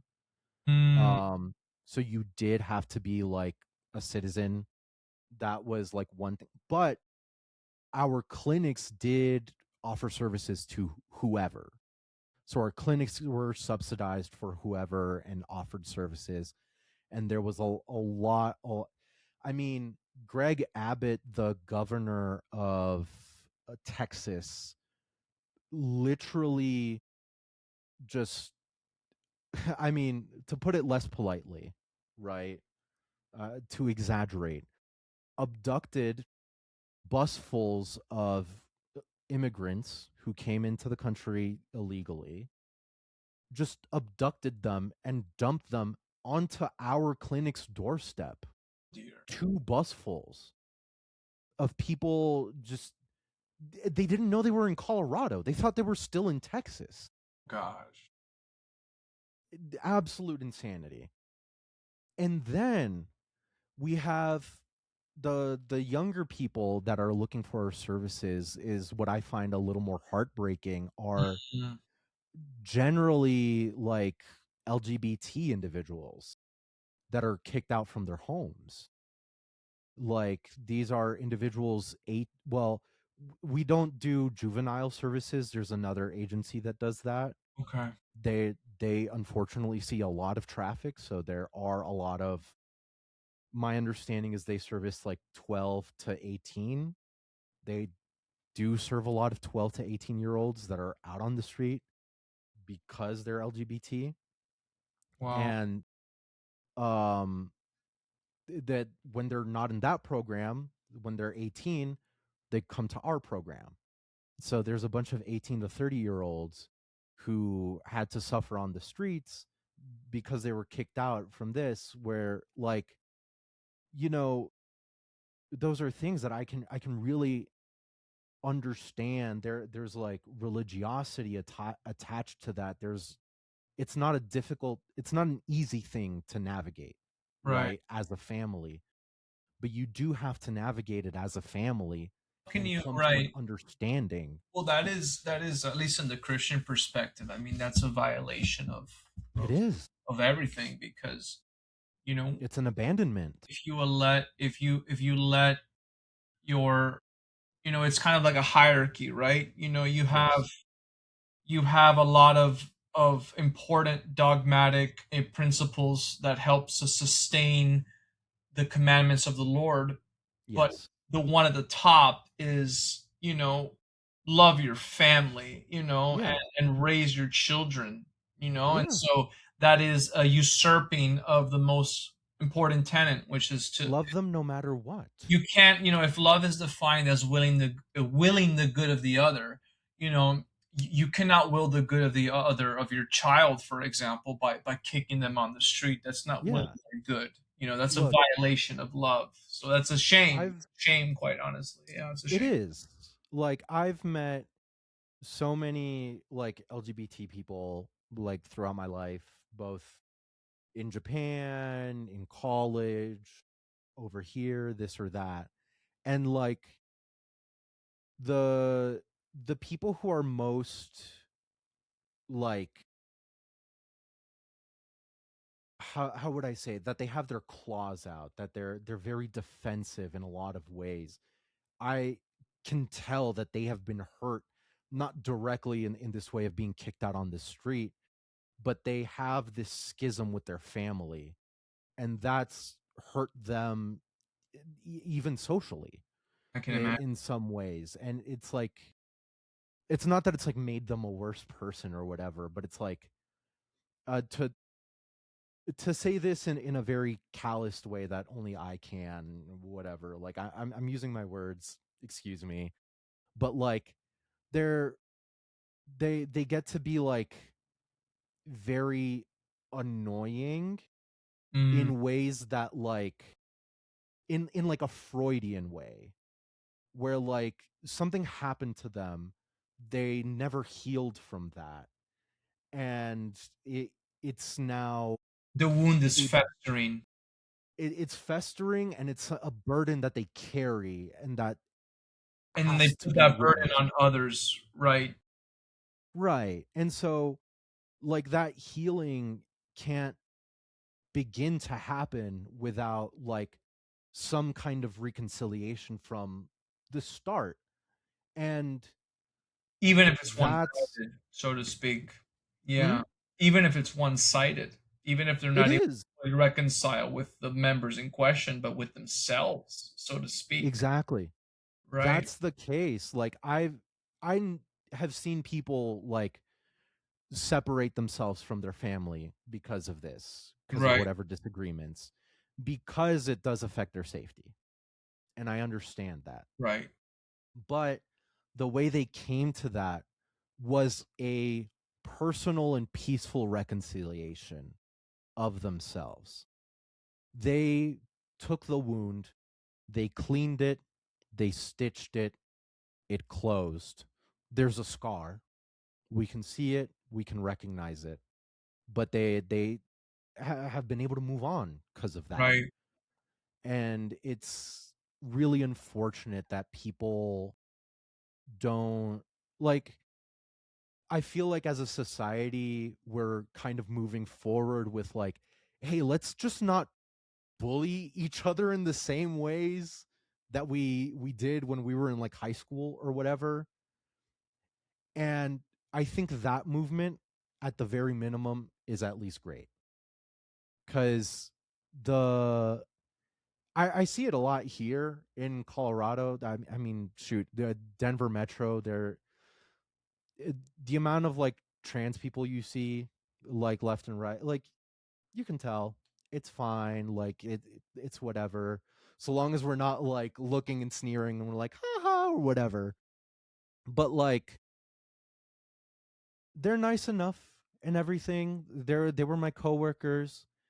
Their their politics can be different. Their politics can be eh, some of their politics are quote unquote worse than quote unquote mine. So like you know, there people people are what we call like an intersection of different identities, right? Like when when woke 1.0 came around, like during our college Null days, right? intersection theory, I remember. Yeah. Yeah, intersection theory was like a huge thing, but people didn't really like get it because people got like so focused on like the smaller identities and like just the arrows, right? Cuz that's the whole thing. Like I'm a Latino. I have disabilities. So there's like a Latino arrow and there's Labeled the arrow. disability arrow Yeah. and whatever. People got so focused on the individual identities or whatever. But we're humans, we're built of so many experiences, so many interactions, and like this the beautiful thing that is human creation is that intersection of everything.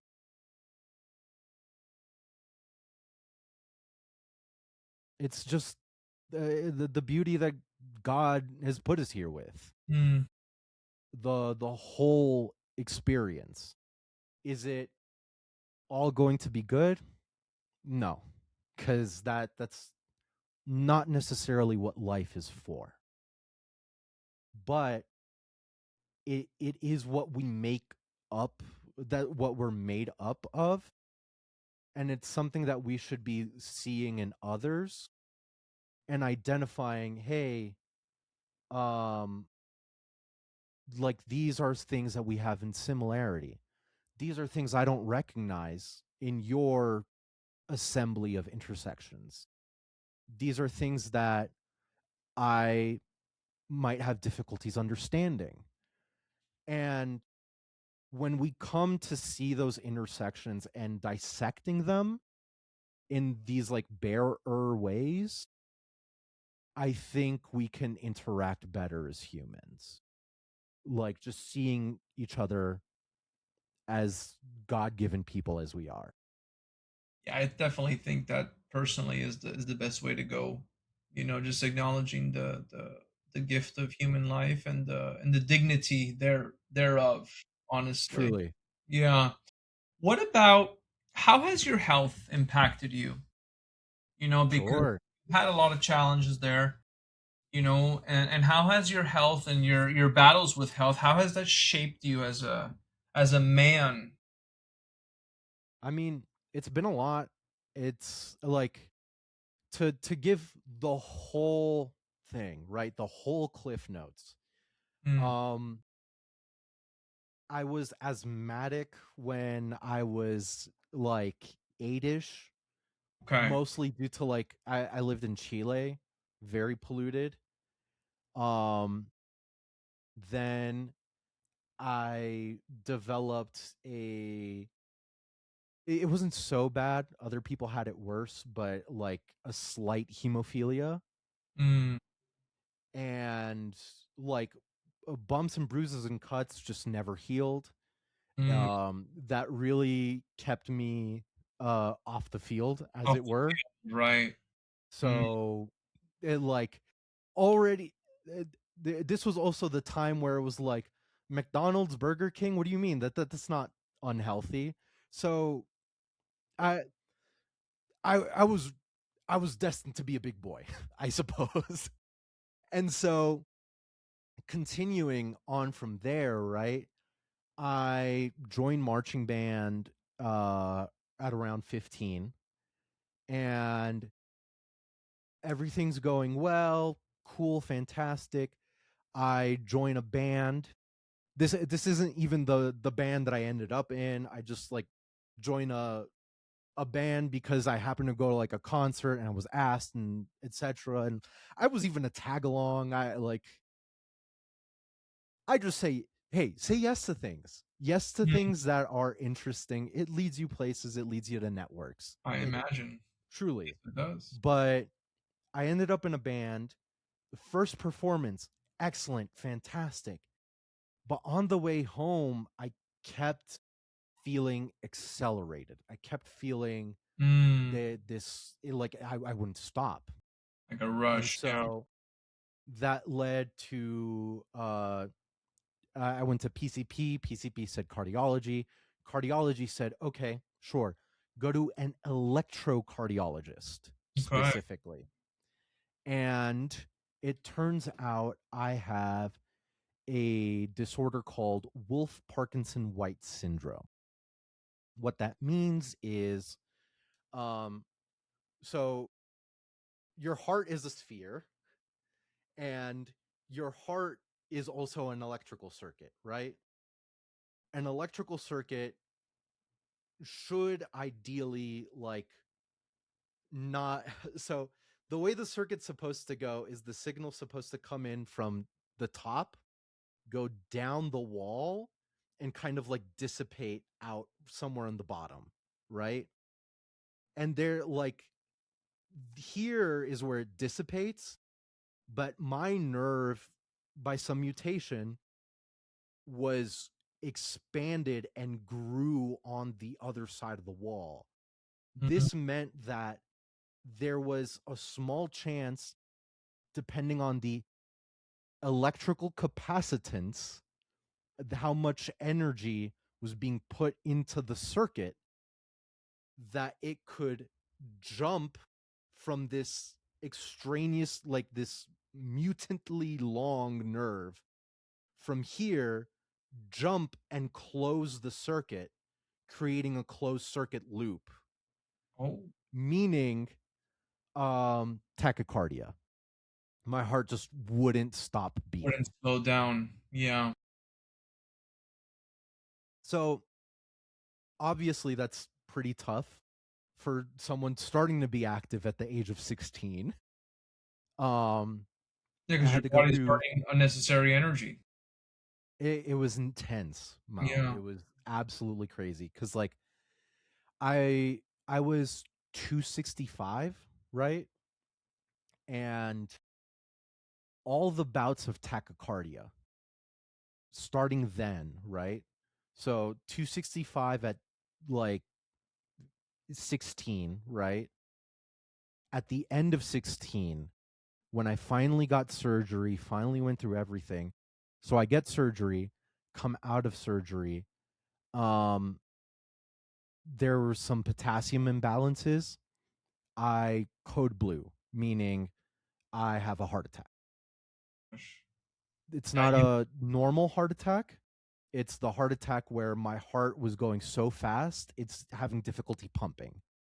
I was probably I think the machine stops counting after 250 beats per minute. wow. So I was well above, just not pumping any blood. They took me to the ICU. They transferred me and everything. I was telling Juan that mayhap I was visited by an angel. Mm, I don't know. There was mm, a EMT on top of me named Crystal. Very vividly remember this. The colors were vivid, everything, blonde, blue-eyed. She gave me compressions, this or that. She slapped me, made sure I was conscious. I was not. I was very much inside my body. mm. Um, but that was the only thing I remember of the whole thing. Wow. Only thing. I Yeah. didn't even know what happened to me because for fear of not that to finish that little bit, I don't know if she was real. She didn't come visit me afterwards or whatever. I like to keep it a mystery. Interesting. Whatever. There's a lot of stories. Uh, I'm big on the mystery, like Yeah. capital T, capital M Yeah. mystery. So Yeah. might as well. Yeah. Um, but for fear of like not triggering me or anything, my folks kept it as a secret. I didn't find out till I heard from my friends like months later because my parents told the band director. The band director told the leaders of the like marching band, and the leaders of the marching band were my friends, and they told the rest of my friends. So like word got around, and then eventually 2 months later, it's like, Franz, you had a heart attack, and I was like, what? I didn't have a heart attack. Oh, that makes sense why my heart hurts so much.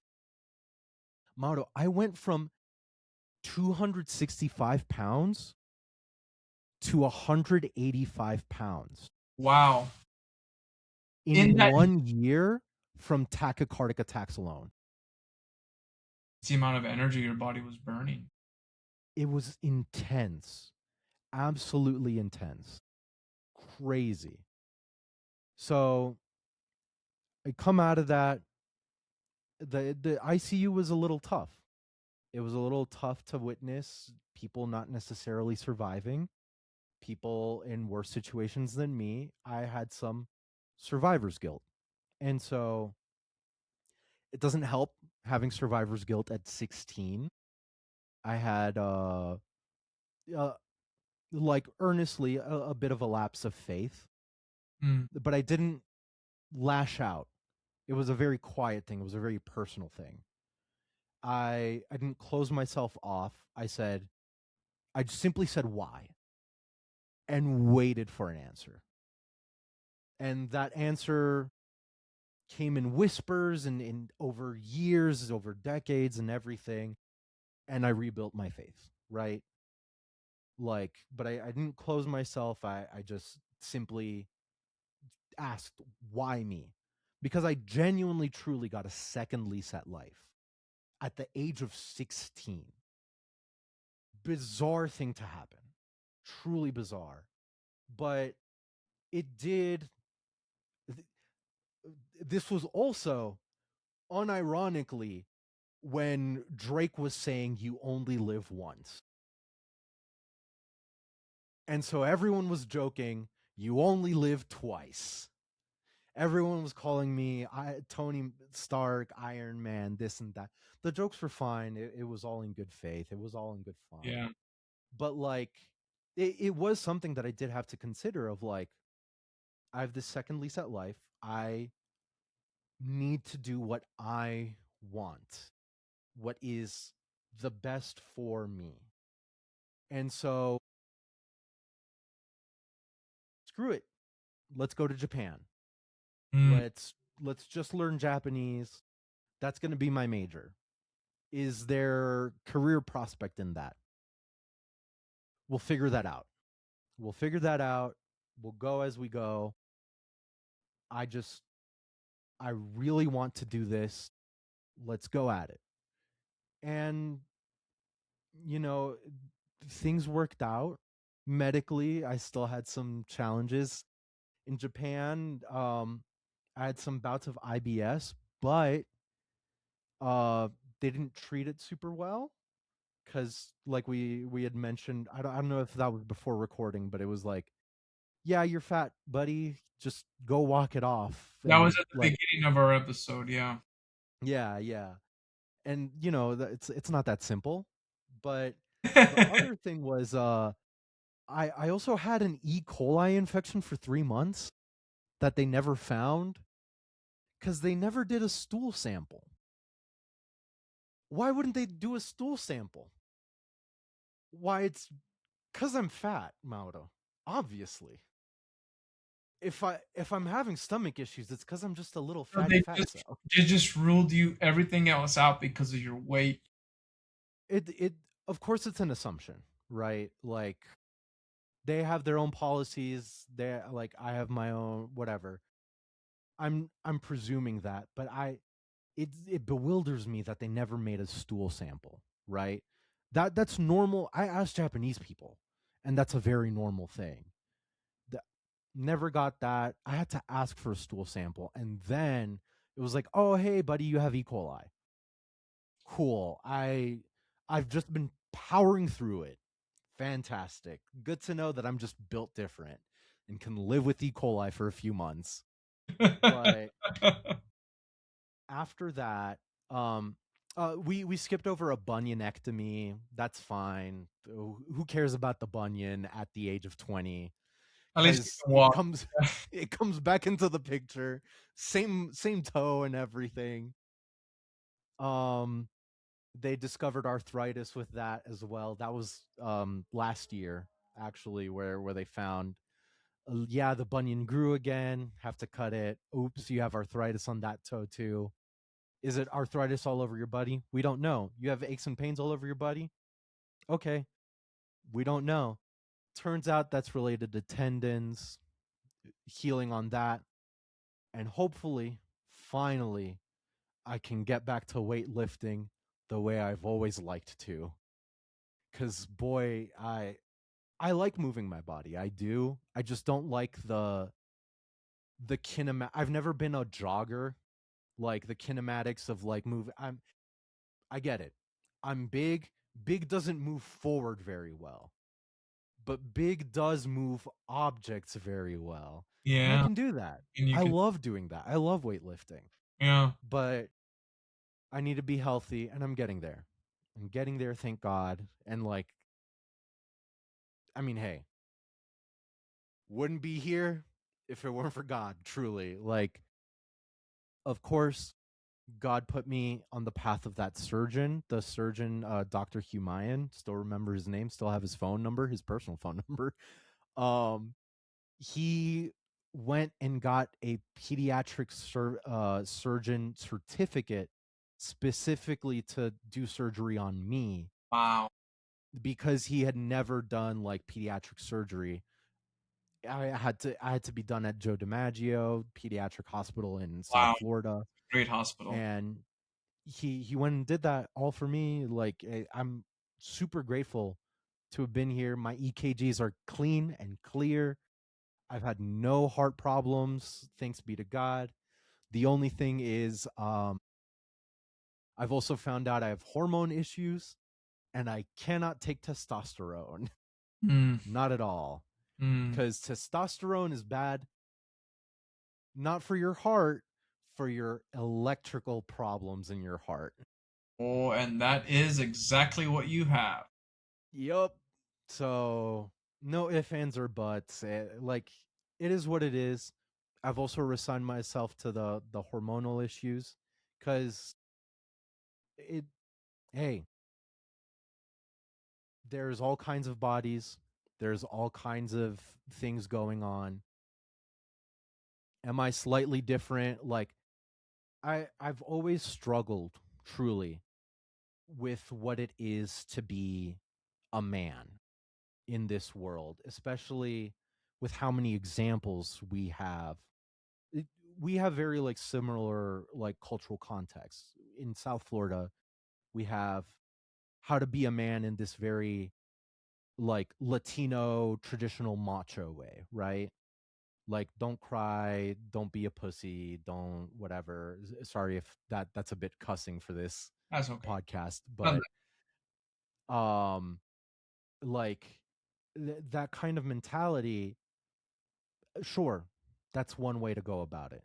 A lot of our fathers have like lived that way, but I don't want to subscribe to that kind of manliness. There's a kinder, gentler, still firm, still strong, and still rock solid, right?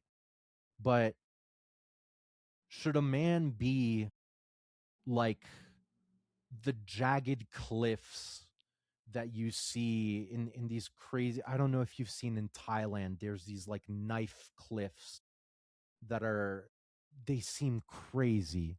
You would not believe it, truly God's creations, that. Mm. but they are sharp, jagged. They are rough. That to me is a man molded by and for a time of war. And I understand that.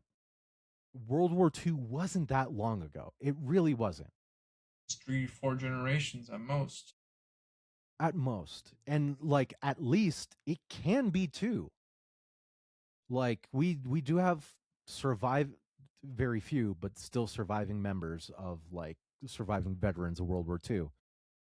And so while I understand that we're not a world at war, and I want to push us away from that as much as possible. And in consideration of that, masculinity, I feel, should not be this testosterone driven kind of like, let's push forth, break through walls, like break whatever, ask questions later kind of like foolhardiness, but rather a man should be the hill that protects and guards the family, that provides the soil for the family to live, that provides the shelter for the family to live in. I suppose my masculinity is that of the hobbits from Lord of the Rings, Mm, maybe, of that of the Shire folk. mm, But I think it's one that's important to highlight because we we as men deserve to cry, deserve to hug each other, deserve to talk to each other about hardships, no matter how trivial they might seem, no matter how difficult they might be, how much you might think they're unrelatable, right? But like testosterone does not make me the man that I am. What makes me the man that I am is how I treat my wife, how I build my family, how I hope to provide for them, mm. um, and how I hope to establish a home for our future. It's about creation, I think. Wow. Hell of a, hell of a, hell of a, hell of a way to say that. That's Thank beautiful. you. That was very poetic, and what a gift. I very glad to have received this from you. It's very, very, very beautiful. Where where can people find your podcast? You know, where can people connect with you if they want to ask you any questions? Because we've had such a dynamic and powerful and very, very comprehensive adventure of a conversation looking at journeys, adventures, quests, politics, philosophy, all sorts of cultural implications. You know, where can people get Yeah. in touch with you if they want to know more? So I am one of two hosts for Paramecia Fancast. We discuss the newest chapter of One Piece every week, but I will front load the warnings that we cuss a lot. We say crazy things. We say nasty things.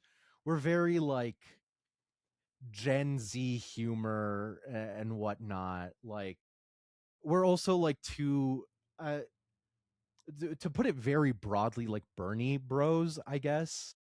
So like but we're also not like not in the way of like you got to be woke or this or that. Like we're reasonable. Like everyone has their own like lived experience and everything. Everyone's coming at certain things from different ways.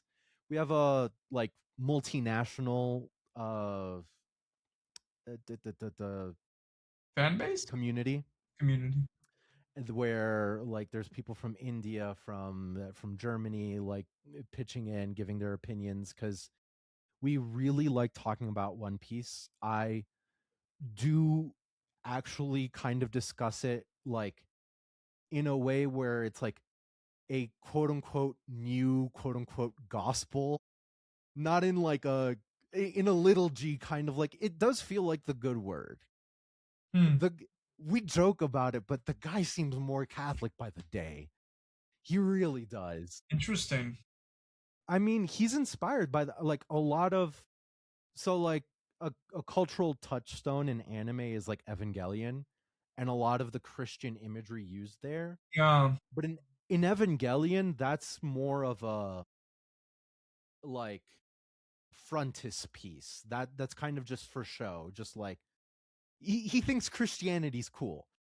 Japanese people think the Catholic Church is like what we think about ninjas. I don't know why. They just do. And Or we have to be thankful for I it. don't think Saint Francis Xavier would agree. I don't think he'd agree either, but I don't know, man. Times changed. Yeah. They have some conception.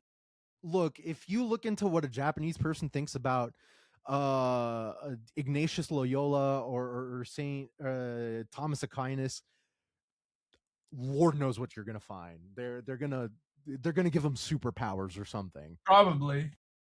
But there there is some like conception in One Piece about like actually the Bible and actually like some of the stories in it in the like in the bigger sense of like every culture has a story like this. Mm, there there's stuff that predates the Bible like that from Mesopotamia. There's like it's a very human story, and my story is very inspired by Catholic stories, so I do bring that in whenever I can as like a mark of understanding, a mark of analysis on that. We take this kids comic very seriously. that's how it should be taken. Always. I Always. am 31 years old and I love this kids comic very normally.